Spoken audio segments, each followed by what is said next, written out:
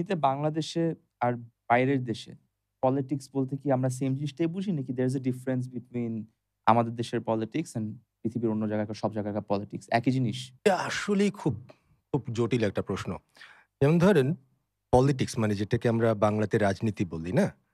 রাজনীতির এই জায়গাটাতে আমি যতটুকু বুঝতে পারতাম যে এটা হচ্ছে মানুষের জন্য, মানুষকে নিয়ে, মানুষের পারপাস সার্ভ করার একটা কাজ। এর মধ্যে আবার নানান রকম স্ট্রাকচার চলে আসে না? যে ওই গণতন্ত্র, সমাজতন্ত্র, যেন মিক্সচার কত কিছু তন্ত্র আছে। ও সমস্ত জায়গায় গিয়ে আমরা দেখি আবার যেমন ধরুন সমাজতন্ত্রের কথাই যদি বলি, এক ধরনের নানান থিওরি, আমি থিওরি কম বুঝি আসলে। সেটার মধ্যে গিয়ে দেখি আসলে যে মানুষ সেখানে ম্যাটারই করে না। কিছু মানুষ মিলে-ঝিলে সিদ্ধান্ত নেবে যে এটা আপনার জন্য ভালো, এটা নাভিদের জন্য ভালো, এটা আমার জন্য ভালো এবং আমাকে সেটা মেনে নিতে হবে। সেটার মানে হচ্ছে সমাজতন্ত্র। আবার একটা ডিক্টেটর আসলে সে আবার বলবে যে, "তোমরা কিছু বোঝো না। তোমরা কি বোঝো? সেদিন মাত্র জন্মাইছো তোমরা। আমি তো মোটামুটি ১,০০০ সাল ধরে তোমাদের উপর রিসার্চ করছি, বুঝে পাইছি। তো আমি যা বলি সেটাই তোমাদের জন্য ভালো।" এটা হচ্ছে রাজনীতি। মোদ্দা কথা হচ্ছে যে রাজনীতিটাকে আমরা বোঝার চেষ্টা করেছি বা শেখার চেষ্টা করেছি, অনুভব করার চেষ্টা করেছি, সেটার প্রেজেন্সটা ভয়ংকর রকম কম।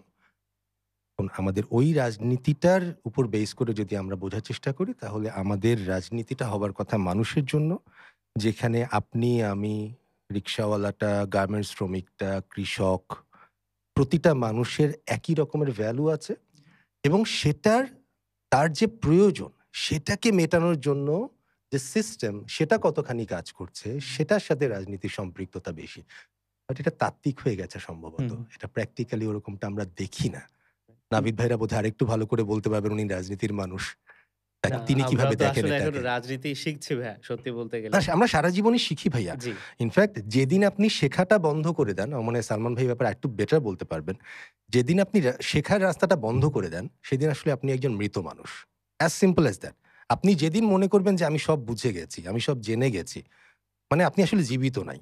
তাই না? যেটা আমাদের সব ক্ষেত্রেই চলে। তো ওটা আলাদা প্রসঙ্গ। বাট আপনি রাজনীতিটাকে কিভাবে দেখেন, যেটা সালমান ভাই জানতে চাচ্ছিলেন? কিভাবে দেখি সেটা না। মানে অরিজিনালি মানে যদি আমি নিজেকে একদম ফুল অনেস্ট হইতে হয়। যে এই সত্যিটা যদি এমনও হয় যে আমরা কেউ বলতেও লজ্জাবোধ করি, যদি এরকমও হয়, সেই ক্ষেত্রেও বাংলাদেশে রাজনীতি কি রাজনীতি? সেটা হচ্ছে আমার প্রশ্ন যে এটা কি রাজনীতি নাকি? এইটা বাংলাদেশের রাজনীতি অবশ্যই রাজনীতি, সেটা রাজনীতি। আমি মনে করি। আচ্ছা। কিন্তু রাজনীতিকে আমরা কিভাবে ব্যবহার করছি হু, হু। বা রাজনীতির যে উদ্দেশ্য, রাজনীতি যে কারণে করা উচিত, সেখানে গিয়ে আমরা আসলে সবসময় হারিয়ে যাই। বা এটাকে আসলে মিসইউজ করা হয় আমরা বলতে পারি। যেমন রাজনীতি এখানে অর্থনীতিকে লুণ্ঠন করার একটা হাতিয়ার হিসেবে কিন্তু বাংলাদেশে সবসময় ব্যবহৃত হয়ে এসেছে। হু, হু। আমরা বাংলাদেশের ইতিহাস তো খুব বেশি পুরনো নয় যদি হু, হু। স্বাধীনতার পর থেকে চিন্তা করি। তো সেখানে কিন্তু আমরা কমপ্লিট ফেইলিউর হু, হু। পলিটিশিয়ানসরাই যদি বলি। আর কিন্তু রাজনীতি তো আর এমনি উঠে আসে না। রাজনীতি আসলে একটা মানে একটা এরিয়ার সংস্কৃতির সাথে সামঞ্জস্যপূর্ণ হু, হু। জিনিস। সেই এরিয়ার ধর্মীয় মূল্যবোধের সাথে সম্পর্কিত জিনিস। সবকিছু মিলেই কিন্তু রাজনীতিটা তৈরি হয়। হু, হু। তো অবশ্যই ভাই একটা প্র্যাকটিক্যাল অ্যাসপেক্ট বললেন যে রাজনীতি আসলে মানুষের জন্য আমরা যা করতে চাই হুম। এবং মানুষের ভালো করার জন্যই করা উচিত।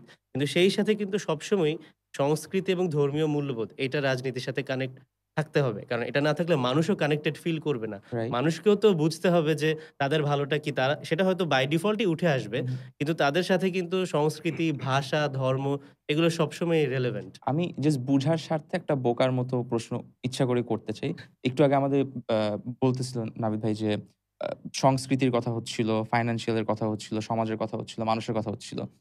কিন্তু যখন কোন রাজনৈতিক দল আসে, একটা হচ্ছে আইডিয়াল সিচুয়েশন এ এগুলা থাকার কথা, অন্তর্ভুক্ত থাকার কথা। কিন্তু যখন কোন রাজনৈতিক দল আসে এগুলা অন্তর্ভুক্ত না থাকার চান্সেসই বেশি হয়ে যায় বিকজ অফ আমরা যেই প্যাটার্ন এ দেখে আসছি এতদিন পর্যন্ত। বোকার মতো প্রশ্ন হচ্ছে এইটা যে লেটস সে আমি সালমান মুক্তিদের আমার কোন রাজনৈতিক দল নাই। আমি হচ্ছি একজন গুন্ডা। আস্তে যেটা হইলো যে আমি আমার বস্তিবাসীকে নিয়ে আমি অনেকজন ছিনতাইকারীদেরকে নিয়ে একটা বিশাল বড় একটা টেরোরাইজিং অর্গানাইজেশন গঠন করলাম। যাদের এত ওভার পাওয়ার করে ফেলছি যে এখন পুরা ফাইন্যান্সিয়াল যত চাঁদাবাজি আমার করতে হয়, আমি not being a political party এখন আমি চাঁদাবাজি করতে পারতেছি, আমি গুন্ডাগিরি করতে পারতেছি, মানুষকে কন্ট্রোল করতে পারতেছি, আমি যেকোনো গ্রামকে চুপ করায় দিতে পারতেছি। কিছুটা সিনেমার মতই যে পুরা পাওয়ার, দেশের পাওয়ারটা এখন আমার হাতে। আমি একটা কার্টেল এর মতো হয়ে গেলাম। সেই ক্ষেত্রে আমার কথা মতই যেহেতু মানুষ চলতেছে বোকার মতো প্রশ্ন যেটা বলছেন যে আমার যে সাথে সাথে মানুষ চলতেছে সেই ক্ষেত্রে এই যে আমার এই কার্টেল বাহিনী এবং একটা রাজনৈতিক দল যেটাকে হচ্ছে বলছি যে আইডিয়াল সিচুয়েশন এর মধ্যে পড়ে না। এই ২ দলের মধ্যে কি কোনো ডিফারেন্স আসতেছে? হোয়াট সেপারেটস দেম দিস 2 কোন জিনিসটা সেপারেট করতেছে ২ জনকে বলার মধ্যে যে ও হচ্ছে একটা রাজনৈতিক দল আর ও হচ্ছে একটা গুন্ডা বাহিনী। ওকে। সো গুন্ডা বাহিনীর কিন্তু কোনো আল্টিমেট এজেন্ডা এজেন্ডা বা কোনো আদর্শ নাই। আপনি বলতে পারেন যে হুম, হুম। রাজনৈতিক দলগুলো বা হুম, হুম, রাজনীতিবিদরা হুম, হুম। আদর্শে টিকে থাকতে পারে হ্যাঁ, কিনা? হ্যাঁ, হ্যাঁ। আদর্শ থেকে বিচ্যুত হয় হুম, কিনা? মানে একটা তো সেটা হয়। আপনি তো বলে দিচ্ছেন যে আইডিয়াল রাজনীতি হ্যাঁ, কি হওয়ার কথা। আর রাইট। আমি বলতেছি যে হয়তো আমার আদর্শ থাকার কথা কিন্তু নাই।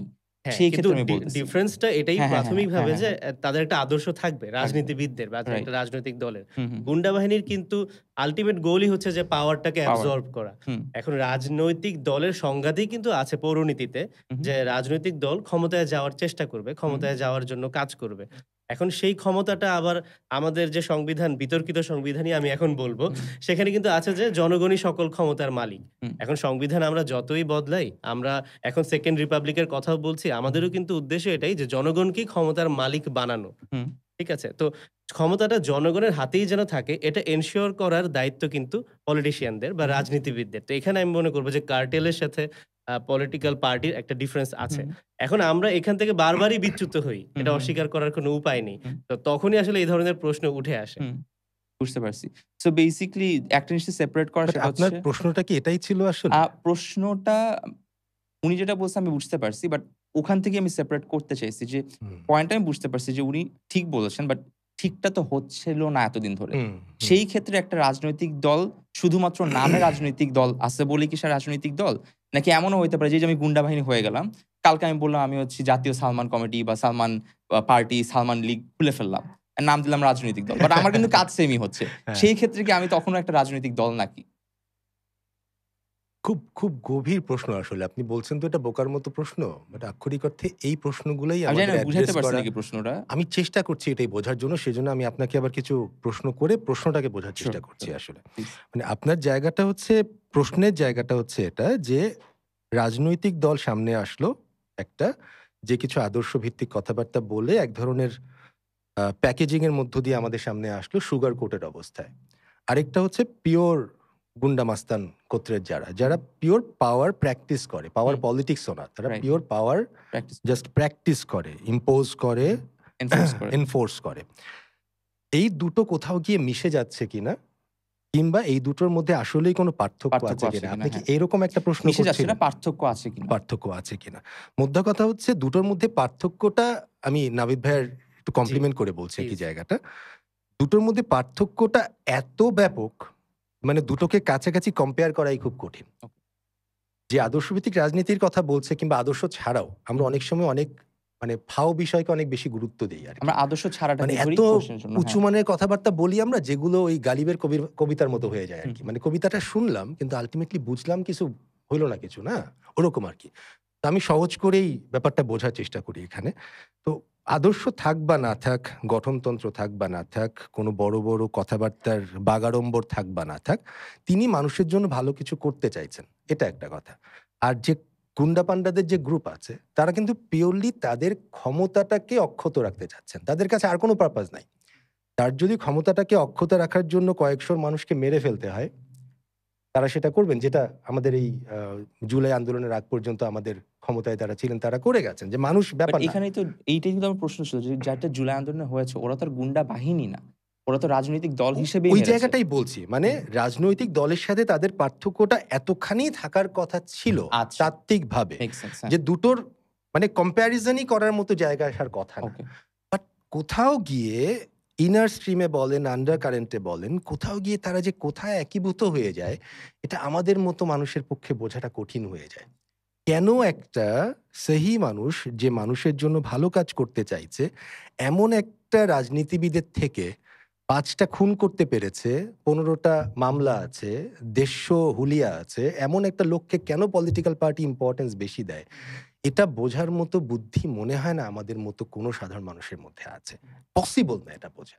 যে উনি ভালো কাজ করছেন আমরা দেখতে পাচ্ছি।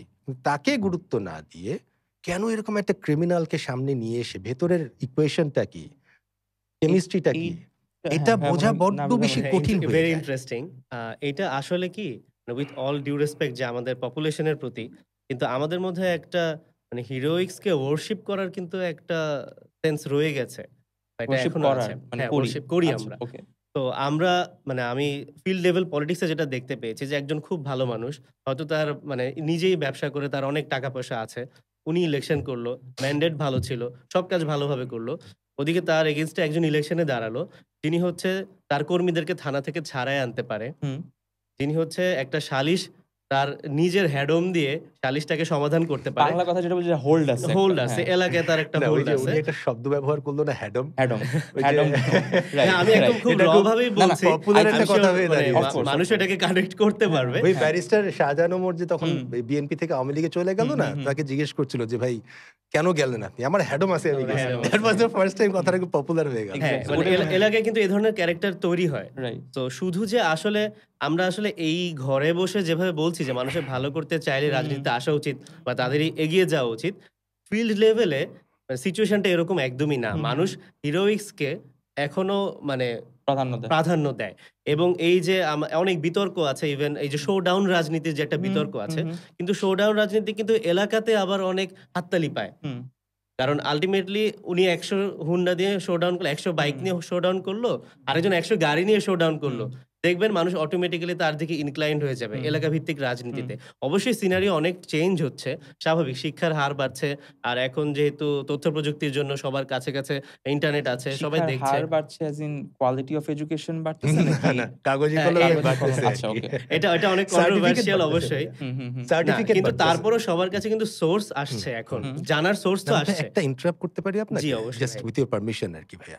আমি কথা বলছিলাম যে একজন সহি রাজনীতি করতে চেষ্টা করা একটা জি। মানুষ in comparison to the person যার বিরুদ্ধে খুনের মামলা আছে, যার লিটারালি রেকর্ড আছে অনেক ক্রাইমের। ওখান থেকে আপনি হিরোইক্স শব্দটা কোথায় মানে পিক করলেন আসলে? মানে কারণ এটা আমি বলতে চাচ্ছি যে এই যার ভিতরে যার বিরুদ্ধে খুনের মামলা আছে এটা আমরা বলছি ঠিক আছে। কিন্তু তার যে এলাকায় হোল্ড আছে হুম, খুনের মানে একজন যে খুনি সে তো অপরাধী হয়ে গেলই। কিন্তু কিছু আমরা কিন্তু রাজনীতিবিদ খুনিও পাই। যাদের বিরুদ্ধে খুনের মামলাও আছে কিন্তু সে হ্যাঁ, আবার ইলেকশনও করে ইলেকশনেও কিন্তু জিতেছে। এরকম রাইট, কিন্তু রাইট, এক্সাম্পল এর রাইট। কোনো হুম, অভাব নেই। এবং পরে মামলা আবার মিথ্যা পরে হয়েছে মামলা এমনও মিথ্যা দেখেছি হয়ে আমরা। গিয়েছে এরকম। এক্সাক্টলি। তো আল্টিমেটলি এলাকাগুলোতে বা আমাদের বাংলাদেশের আর্থসামাজিক প্রেক্ষাপটের কারণেই হোক, তাদেরকে কিন্তু সবাই জানে যে তিনি অপরাধী। তারপরেও তাকে একটা হিরোর চোখে দেখে। সবাই কি জানে তিনি অপরাধী? নাকি ওই অপরাধী ওইভাবে তার নিজের ইমেজকে দিচ্ছে যে না এটা আমার নামে মামলা বিকজ আমার পাওয়ার আছে, আমার অ বিরোধী দল আমার এগেইনস্ট একটা আমার বিরুদ্ধে ষড়যন্ত্র হচ্ছে। ষড়যন্ত্র করেছে। এরকম কি কিছু হইতে মানে এইভাবে কি তারা রোলটা না, প্লে করে এইভাবে নাকি? তারা বলে। হুম, কিন্তু আমি সিউর যে এটা জনগণও জানে যে এটাও একটা বানোয়াট কথা। এটা জাস্ট বলার জন্য বলছে। নাকি কিন্তু জনগণ জানে যে আমি শুধুই একটা জনগণ আর আমি ওকে লাইক করি বা না করি দিন শেষে ওর পাওয়ার খাটাবে, ওই জিতবে, I আমার don't have any I choice. Don't have a choice এরকম নাকি? এটা একটা পয়েন্ট হুম, এবং দ্যাটস ট্রু। কিন্তু জনগণও কিন্তু রাজনীতিবিদদের কাছ থেকে সবসময় আনফেয়ার অ্যাডভান্টেজও কিন্তু নিতে চায়। এটাও হুম, কিন্তু দেখতে হবে। কারণ ধরেন আমরা পেশাজীবী রাজনীতি যদি হুম। করতে চাই, এই যে বিভিন্ন পলিটিক্যাল পার্টির ডাক্তারদের উইং আছে, ইঞ্জিনিয়ারদের উইং আছে, পেশাজীবীদের উইং আছে।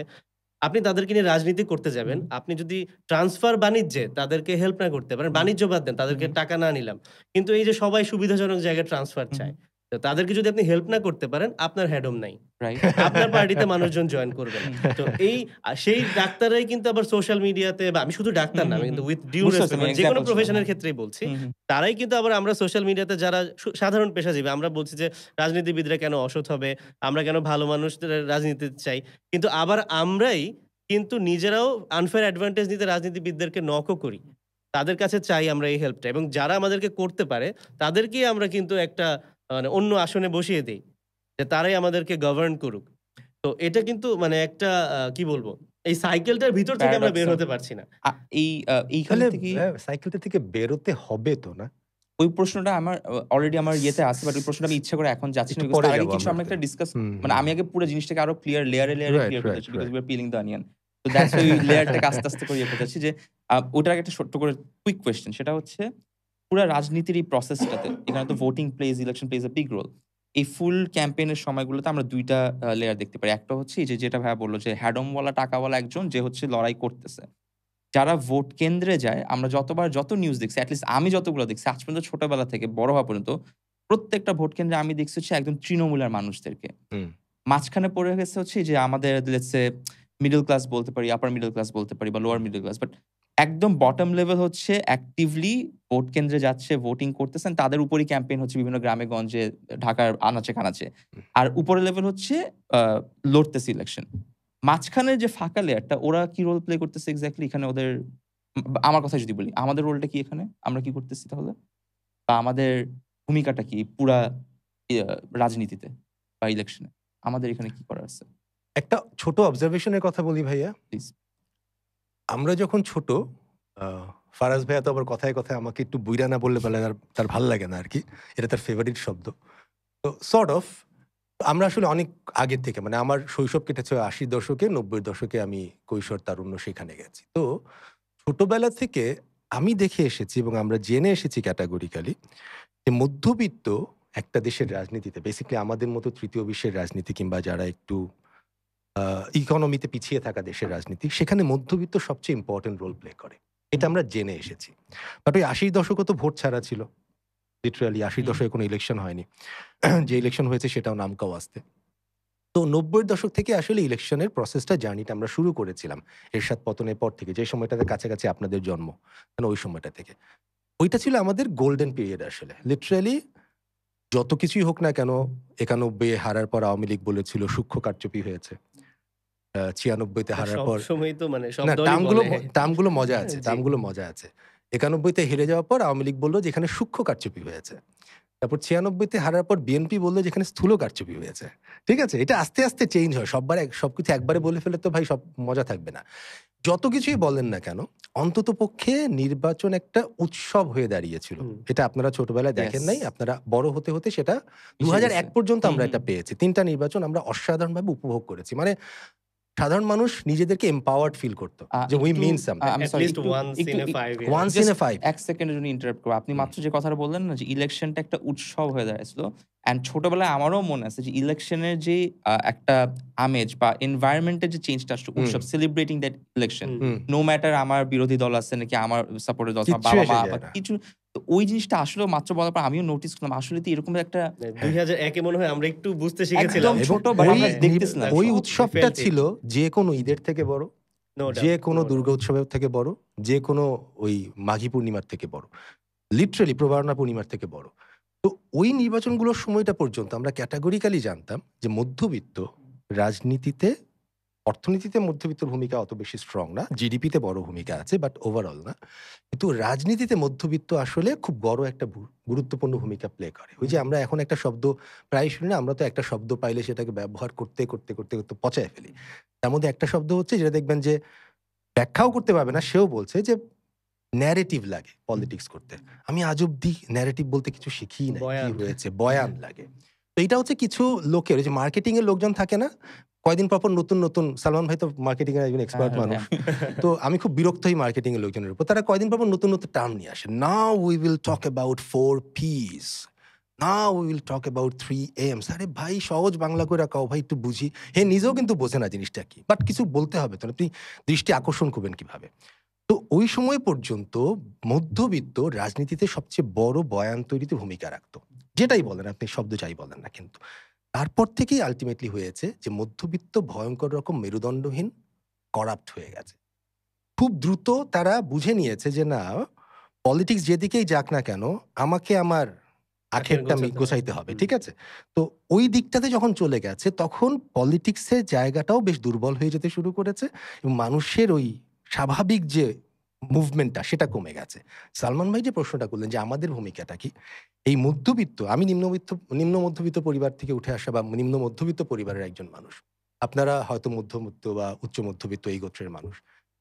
এই রোলটাই, এই মানুষগুলোই সবচেয়ে বেশি গুরুত্বপূর্ণ রোল প্লে করত এই ন্যারেটিভ বলতে যেটাকে বোঝায় এইটা তৈরি করতে। তখন আপনি মানে ২০০১ এর কথা বলছেন নাকি? ৯১, ৯৬, ২০০১ এই সময়টাতে মধ্যবিত্ত সবচেয়ে গুরুত্বপূর্ণ রোল প্লে করেছে। কিন্তু এখন আসলে মধ্যবিত্ত হয়ে গেছে ওই, আমি একটু আগে বলছিলাম না আমাদের শো শুরু হবার আগে কথাটা যেটা বলছিলাম যে আমরা ছোটবেলা থেকে দেখেছি যে ভালো ছেলেরা রাজনীতি করে না, এরকম একটা প্রচারণা চলতো। মানে একটা আন্ডারকারেন্ট ছিল আরকি এটা। রাজনীতি নিয়ে কথা বলতে গেলেই না ভালো মানুষেরা রাজনীতি নিয়ে কথা বলে না। আর আপনারা আস্তে, আস্তে দেখেছেন ডিপলিটিসাইজেশন ক্যাটাগরিক্যালি, না? আমি তারপরে এখন এক্ষেত্রে তো হয়ে একটা জিনিস দাঁড়িয়েছে। মানে হ্যাঁ, প্লিজ, এড করব প্লিজ। যে দেখবেন যে বিভিন্ন রেস্টুরেন্টে লেখা থাকে এখানে রাজনৈতিক আলাপ আলাপ আলাপ করে বা নিষিদ্ধ। নিষেধ। হ্যাঁ, হ্যাঁ, হ্যাঁ, হ্যাঁ। না ওইটা একটা ব্যাপার হয়েছে কি নাভিদ এটাকে ভাইয়া? ট্যাবু বানিয়ে ফেলেছে। ট্যাবু না, ওটা ওটা প্রয়োজনে করতে হয়েছে। আমি ক্যাটেগরিক্যালি বলি। আমি জানি না হুম, আপনি ওই ধরনের রেস্তোরাঁগুলোতে বসেছেন কিনা? বসেছি যেখানে ভাইয়া। ওই আমরা ৳১ দিয়ে চা খেতাম না? রাইট, আটানা রাইট। করে সিঙ্গারা এরকম কিছু। ওই সমস্ত জায়গায় যারা ব্যবসাটা করছে তারা কিন্তু খুব ধনী মানুষ ছিলেন না। যে রেস্তোরাঁর যে মালিক বা টঙের দোকানটার মালিক তার তো মানে ক্যাপিটাল খুবই অল্প।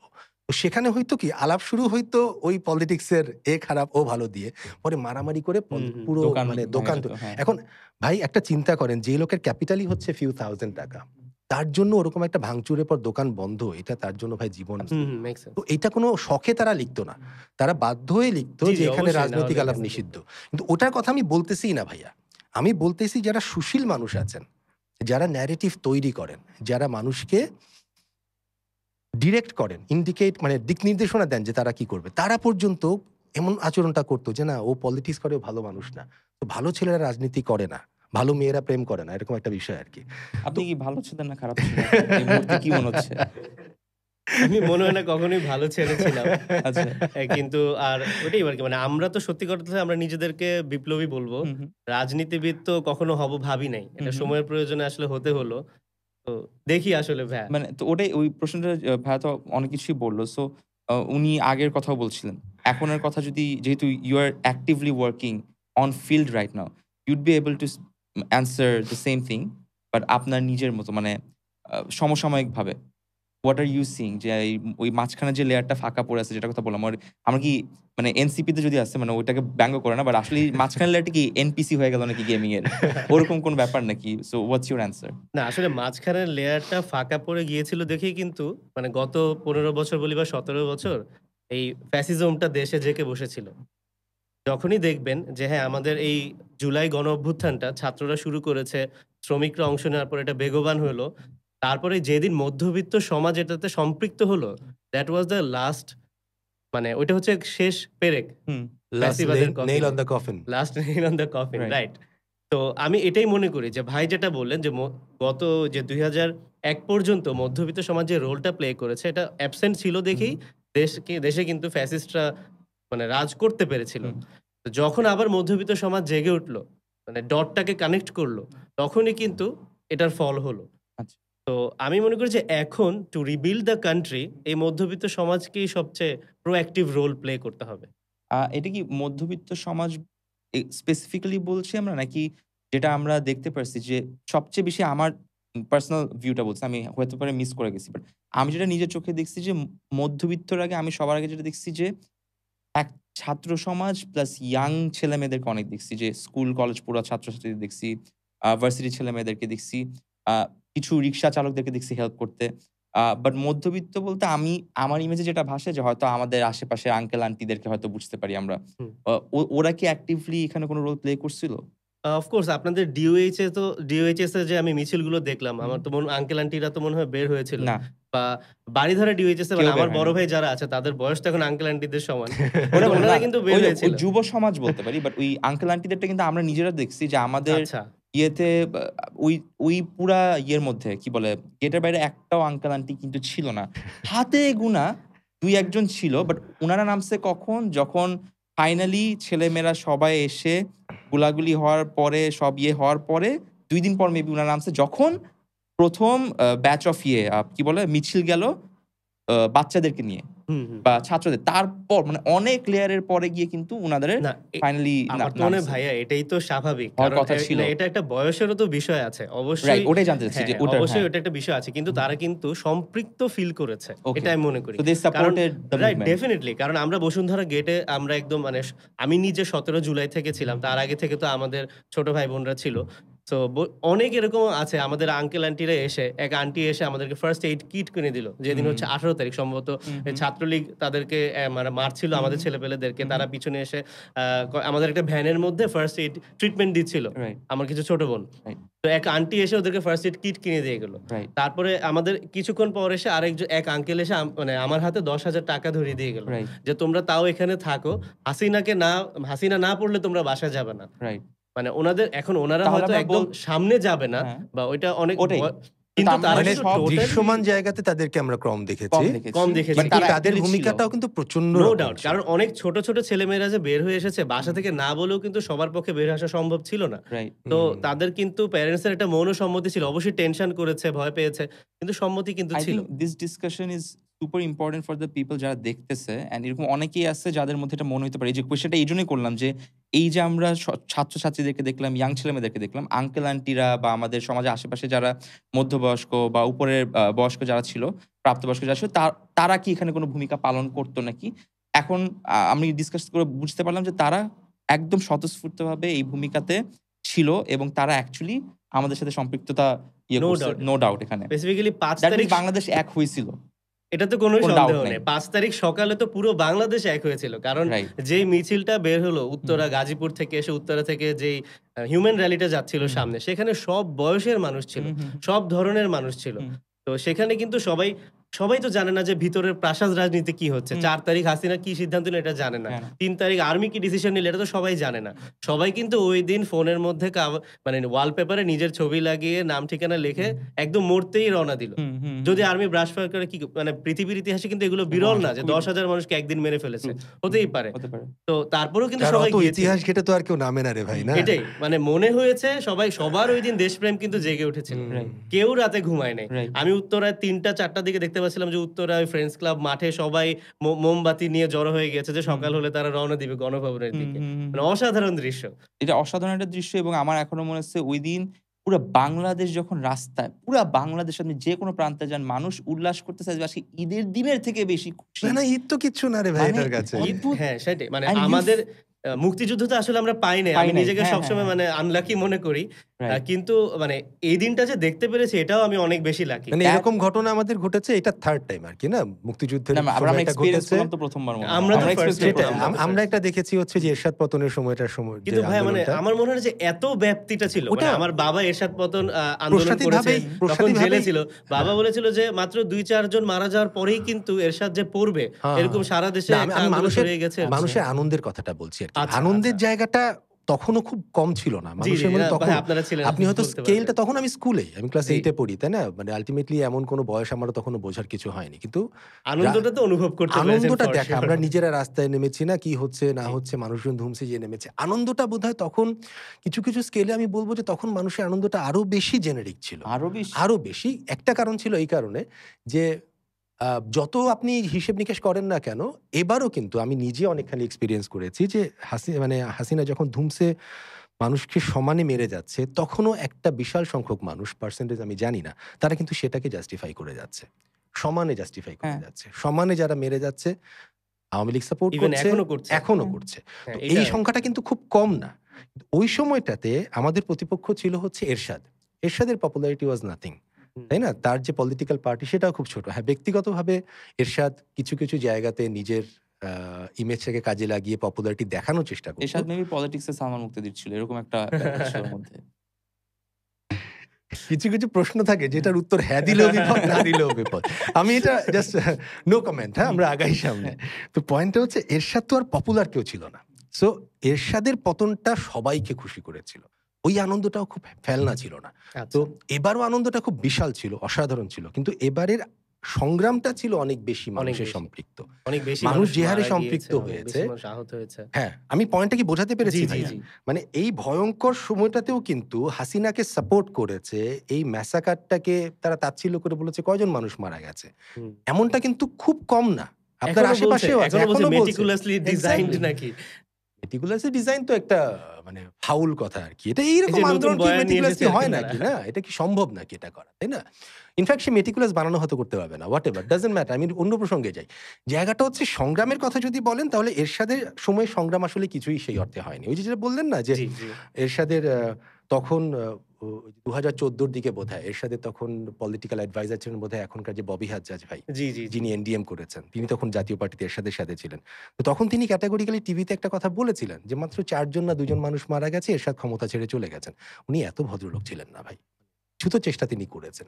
বাট তার অত স্ট্রেংথ ছিল না। তার উপর নুরুদ্দিন সাহেব আর্মি চিফ, তিনি ডিনাই করে বসলেন। কিন্তু মানুষের আনন্দটার স্কেল ছিল ভয়ঙ্কর। বুঝতে পেরেছি। বিশাল আনন্দ ছিল। আমি জানি না আপনারা কখনো শুনেছেন কিনা, ওই সময়টাতে টেকনিক্যালি প্রায় 1-1.5 সপ্তাহের মতো কোনো সরকার ছিল না বাংলাদেশে। এরশাদ পতনের পরে সম্ভবত 6ই ডিসেম্বর তার পতন হয়। তারপর তার মানে লিটারালি শাহাবুদ্দিন সাহেব ক্ষমতা নিয়েছেন, বাট তাতে কি এসে যায়, তাই না? মানে লিটারালি কোনো মানে সরকার ছিল না। কয়েক সপ্তাহ এরকম অবস্থা। কিন্তু একটা বাড়িতে কিন্তু ডাকাতি হয়নি। রাস্তায় আচ্ছা। কিন্তু কোনো রকমের জ্যাম হয়নি। মানুষ সুন্দর করে এই যে এবার যে বাচ্চারা নেমেছিল সুন্দর করে ট্রাফিক নিয়ন্ত্রণ করে, তখন এরকমও নামেনি কেউ। বাট কোথাও কোনো রকমের ক্রাইম হয় নাই। সব চোর পালিয়েছিল, ডাকাত পালিয়েছিল। মানুষের আনন্দর স্কেলটা দ্যাট ওয়াজ হিউজ। আমি কম্প্যারিজন এ যাচ্ছি না। হুম। কোনটাকেই কম্পেয়ার করতে হয় না। আনন্দটা অসাধারণ ছিল। কিন্তু সংগ্রামটা এবার তো কয়েক হাজার গুণ বেশি ছিল। রাইট। প্রশ্নাতীতভাবেই। সংগ্রামের থেকে বড় কথা আমি এক জায়গা থেকে বুঝি বা আমরা যদিও বলি যেটা দ্বিতীয় স্বাধীনতা বলি। আ একদিক থেকে আমার কাছে ১ম স্বাধীনতা কোন দিক থেকে বলব? আমাদের স্বাধীনতা বলতে আমরা বাংলাদেশকে স্বাধীন করেছি পাকিস্তান থেকে। হুম। ২য় স্বাধীনতাটাও ১ম স্বাধীনতা বাংলাদেশকে স্বাধীন করতেছে বাংলাদেশের নিজের মানুষ থেকে। অর্থাৎ আমারই মানুষ আমাকেই মারতেছে, আমারই ভোট দেওয়ার মানে আমাকেই ইয়ে মানে এক্সাক্টলি। অদ্ভুত একটা ফিলিং যে আমার এখনো মনে আছে আমি না ১ম বার বিশ্বাস করতেই পারিনি যে আমার চোখের সামনে আমার সবাই তো বেশিরভাগ আমার জুনিয়র ছিল। ১ম এ বিশ্বাস করতে অনেক কষ্ট হইছে। যেটা সম্ভব না। মেবি ভয় দেখাচ্ছে। কিছু করার কথা না। কারণ ওদেরও তো একটা কনসিয়াসনেস কাজ করার কথা। রাইট। আর আমি বিশ্বাস করতে পারিনি টিল টুডে যে অ্যাকচুয়ালি এটা হচ্ছে। আর খালি হচ্ছে না আপনি মানে আন্দোলনটার কথা বলছেন? আন্দোলনের কথা বলছি যে খালি এমন না যে খালি হচ্ছে, খালি গোলাগুলি হচ্ছে এমন না। মানে একটা মেরে মানুষকে ফেলছে। মেরে ফেলে ওইটাও না। মানে মেরে ফেলার পর যেভাবে ফেলাই দিচ্ছে রাইট। গার্বেজ এর মতো। মানে গার্বেজ, সিম্পলি গার্বেজ। মিনিমাম আমরা হিউম্যানিটি মানুষ না ভাই তাদের ইস কাছে। নাথিং। আমরা ওইটার মানুষ পর না। আমার কাছে মনে হয় ১ম স্বাধীনতা ইন দ্যা সেন্স আমি বললাম যে বাংলাদেশ থেকে বাংলাদেশকে স্বাধীন করতে পারছি নাকি? এখন আমার প্রশ্নটা হচ্ছে যে এই যে আমরা ২য় স্বাধীনতার কথা বললাম, আবার কি আমরা ঘুরে ফর দ্য ফিরে রেকর্ড ভাই, আমি আবার এই ২য়, ৩য় বা ১ম স্বাধীনতা ওই ডিসকাশনে মানে যাবার সক্ষমতা হুম, নেই আরকি আমার। আমি জাস্ট না মানুষের এই স্বাধীনতার প্রসঙ্গটাকেই স্বাধীনতা উপভোগ প্রসঙ্গতে করতে চাই। তাহলে হ্যাঁ, ভেরি এক্সাক্টলি। Valid point. তাহলে আমরা ওভাবে আসি যে যেটা হইলো এটা কি একটা প্যাটার্ন বা লুপের মধ্যে চলে গেল যে আমরা প্রত্যেকবারই বাংলাদেশের মানুষ সবাই একত্রিত হয়, হয়ে বাংলাদেশকে কোনো না কোনো একটা ইয়ে থেকে স্বাধীন করে। এরপর গিয়ে কি আমরা আবার আস্তে, আস্তে একটা হোপফুলনেস থেকে ঘুরে ফিরে প্যারাডক্স এর মধ্যে ঢুকে যাই যে আবারও সেই চাঁদাবাজি, সন্ত্রাস, লোভ, লালসা, পাওয়ার প্লে, আ মারামারি, চাঁদাবাজি এগুলোতে আবার কি চলে আসি? এটা কি একটা সাইকেলের মধ্যে চলে গেছি আমরা? এটা কি আবারও হচ্ছে? আচ্ছা, ফ্রিডম তো আসলে একটা কনসেপ্ট। মানে ফ্রিডম ইস এ ফিলিং। হুম, তো আমরা এখন এটা ফিল করতে পারছি। এটা হচ্ছে গিয়ে আমরা আমরা বলছি যে আমরা হ্যাঁ, স্বাধীন হয়েছি। এখন আমরা বলছি যে এখন আমাদের রিফর্মেশন এর সময়, আমাদের রিবিল্ড এর সময়। তো রিফর্ম কিন্তু একটা কেওস এর একটা ফেজ। রিফর্ম এর টাইমে কেওস থাকবেই। এখন আমাদেরকে দেখতে হবে যে আমরা সঠিক পথে আছি কিনা। সঠিক পথে থাকতে গেলে যেই সোশিও ইকোনমিক ইস্যু গুলো আমাদের পলিটিক্স কে পলিউট করে, যেমন চাঁদাবাজি আর ক্রাউড ফান্ডিং, এটার ডিফারেন্সটা কিন্তু মানে এটা তফাৎটা কিন্তু বুঝতে হবে। এটা হুম, বুঝতে পারলেই আপনি রাজনীতিবিদ, না হলে আপনি অপরাধী। যেমন আমি একটা ছোট্ট এক্সাম্পল দেই। এই যে গণ অধিকার পরিষদের যে নূর আছেন, উনি কিন্তু ওই বিকাশে একবার ক্রাউড ফান্ডিং এর ইনিশিয়েটিভ নিল উনার হুম, হুম, দলের জন্য। তো মানুষ কিন্তু এটাকে একটা মক করে একটা মিম বানিয়ে ফেলল। হুম, বিকাশ হুম, নুরু তার নাম হয়ে হুম, গেছে। হুম, হুম। কিন্তু আমি বলছি না যে তার সব কাজ সঠিক। তা নিয়ে অনেক বিতর্ক আমি বুঝতে আছে পারছি এবং মানে সেটা থাকতেই পার্টিকুলার ওই পারে। ইয়েটার হ্যাঁ, হ্যাঁ। কিন্তু মানুষ মানে আমাদের এই যে মধ্যবিত্ত মানুষজনের কথা বলছেন বা যারা কম্পারেটিভলি শিক্ষিত আমরা বলতে চাই, তাদের কাছে হয়তো ক্রাউড ফান্ডিং একটা কনসেপ্ট। কিন্তু আবার দেশের অনেক কোটি মানুষের কাছে ক্রাউড ফান্ডিং টাকে খুব মানে তারা হুম, এটাকে নেগেটিভলি হুম, নিবে। হুম, হুম। যে রাজনীতি করতে আসছে তার টাকা না নিয়ে কেন সে কেন রাজনীতি আসছে? করতে হ্যাঁ, বুঝতে আসবে? পারছি। রাইট। ঠিক আছে? তো তখন আমাদের এই পলিটিক্যাল ইকোনমি বা পলিটিক্যাল কালচারটা এমন হয়ে গেছে হুম, যে আমাদেরকে ফুল টাইম যদি পলিটিশিয়ান হতে হয় তাহলে সে ইনকাম করবে কোত্থেকে? তো তখনই কিন্তু এই চাঁদাবাজির টপিকটা চলে আসে। আচ্ছা। যে ফুল টাইম পলিটিশিয়ান তো হওয়া দরকার নেই। আমাদের দেশে সানডে পলিটিক্স একটা কনসেপ্ট আছে। হুম, মানে আমাদের দেশে এই ধরনের কিছু ইনিশিয়েট করা উচিত। মানে এটাকে আরো হুম, নরমালাইজ করা উচিত। হ্যাঁ। যে politics should B A passion, not a profession. Politics কারো প্রফেশন হলে তো তখন আমরা আনফেয়ার অ্যাডভান্টেজ ছাড়া কিভাবে টাকা কামাবো? হুম, আমি সময়টা কোথায় দিব? আমার হুম, এই যে এখনো আমার মানে আমি নিজে তো entrepreneur ছিলাম। হুম, হুম, এখনো আছি। হুম, হুম, কিন্তু আমি তো ধরেন গত ১-২ মাস আসলে অফিসে যেতেই পারছি না। হুম, তা আমি কিভাবে করব? এদের আমি নিজেকে ফিল করতে পারছি যে আমার রুটিনটাকে মানে ওভাবেই সাজাতে হবে যেন আমি আবার কাজও কিছুক্ষণ করতে পারি, পলিটিক্স করতে পারি। কিন্তু এই যে আমার যখন ছেলেপেলে লাগবে, ধরেন আমি নির্বাচন করতে হুম, গেলাম বা আমার দল যখন নির্বাচনে যাবে তখন তো আমার একটা বিশাল ম্যান পাওয়ার এর প্রয়োজন হবে। এই ছেলেপেলেদেরকে আমি যদি কনভিন্স করতে না পারি যে তোমরা পড়ার সময় পড়ো, রাজনীতি করার সময় রাজনীতি করো, বিকালে রাজনীতি করো, সন্ধ্যায় রাজনীতি করো। তোমার তো দিনের বেলা ওয়ার্কিং আওয়ার রাজনীতি করার দরকার নেই। যে চাকরি করে, যে ব্যবসা করে সে সেটা করবে, যে পড়াশোনা করে সে সেটা করবে। কিন্তু সবাই চায় কি মানে গত আমাদের স্বাধীনতার পর থেকে তার আগেও তো আসলে আমরা অত জানি না। কিন্তু অন্তত আমরা যতদিন বেঁচে আছি বা বোঝার সক্ষমতা হয়েছে তখন কিন্তু আমরা দেখেছি যে পলিটিক্স যারা করে ওরা ফুল টাইম পলিটিক্সই করে। তো এই কালচারটাকে যদি আমরা না পাল্টাতে পারি, তখন আসলে এই লুপ থেকে আমরা বের হতে পারব না। আমরা যতবারই না স্বাধীন হই। তো পলিটিক্যাল কালচারকে আসলে আমাদেরকে বদলাতে হবে। বাট ওইটাই তো প্রশ্নটা ছিল। তাহলে কি হবে? কারণ তখন ভাই একটা আপনার প্রশ্ন প্রশ্ন আমি আপনি আরেকবার করবেন? আমার আমি মনে হয় প্রশ্নটার কাছে আপনি যাননি ভাইয়া। প্রশ্নটা একটু প্রশ্নটা অ্যাড্রেস করবেন? প্রশ্নটা এটাই ছিল যে ভাইয়া তো বলল যে লুপ থেকে আমরা বের হইতে পারব না যদি না মানে আমরা আপনি বলছিলেন স্টেপ না না যে নেই। প্রতিবারই কি এমন হবে যে স্বাধীন হলো তারপর আবার আমরা একটা গিয়ে চক্রে পড়ে গেলাম, হ্যাঁ, এরকমটাই ঘটবে হ্যাঁ, কিনা? মানে এরকমই কি মানে ঘটতেছে না অলরেডি? মানে ওটাই এটা কি এটা ওই যে হচ্ছে? হচ্ছে এটা এই আপনার কি কারণে মনে আমি হয়? এটাই বললাম। কারণটা পরে। বাট আপনি জি। কি এগ্রি করেন যে এটাই ঘটছে? হ্যাঁ, আমরা আসলে লুপ থেকে তো বের হতে পারি নাই। বের হতে পারিনি। কিন্তু মানে অন্তত আমি আমাদের দল থেকে বলব যে আমাদের দলের অনেকেরই মানসিকতা আছে এই লুপ থেকে বের হওয়ার। হুম। এখন আমি সবার কথা তো বলতে পারব না সো বা অন্যান্য প্রথমত দলের হচ্ছে কথা বলতে আপনার পারব না। রোগটাকে স্বীকার করে নিচ্ছি যে এটা ঘটছে। জি, ঘটছে। এরপরে অবশ্যই কারণে ঘটছে। যাবো আমরা জি, ডায়াগনোসিস এ অবশ্যই। আরকি। জি, জি, জি। তাহলে এই সেই ক্ষেত্রে এখন হচ্ছে একটা প্রবলেমেটিক বিষয় দাঁড় হচ্ছে। সেটা হচ্ছে বলি, আমার ডিসকাশনটা যেহেতু শুরু থেকে আমরা কিছু ভালো পয়েন্ট নিয়ে কথা বলতেছিলাম আমরা। হ্যাঁ, একটা খুব ভালো কথা বলছিল যে পাওয়ার প্লে এর কথাটা, ওই যে হ্যাডম, হুম, হোল্ড। হুম, হুম, আর এই যে লাস্ট কনভারসেশন হলো এখানেও কিন্তু একই কথা বলল যে এখন এই লুপটা কেন ধরে রাখছে? বিকজ যে পাওয়ার প্লে করতেছে ওর অলরেডি ম্যান পাওয়ার আছে। আর যার ম্যান পাওয়ার আর টাকা আছে সে হচ্ছে অলরেডি আমাদের ডার্টি পলিটিক্স এর পার্ট। হুম। আবার যারা হচ্ছে মাত্র বললেন যে পলিটিক্স কে চেঞ্জ করার পোটেনশিয়াল রাখে, যাদের ইনটেনশন ভালো, যারা অ্যাকচুয়ালি মানুষকে ভালোবাসে, দেশকে ভালোবেসে কিছু করতে চায়, প্রপার পলিটিক্স করতে চায়, তার হচ্ছে আবার কি যে বিকাশ দিয়ে যদি সে করতে চায় তখনও মকারি হবে। ও যদি মানুষের ভরসা নিতে চায় তার আবার ম্যান পাওয়ার কম বিকজ তার টাকা নেই। আবার যদি টাকা আনতে হয় বা ফুল টাইম পলিটিক্স করতে হয় তার নিজের যেই কাজ, যে entrepreneurship, পড়ালেখা সব ছেড়ে দিয়ে ফুল টাইম পলিটিক্স করতে হবে in order to achieve আমার political success.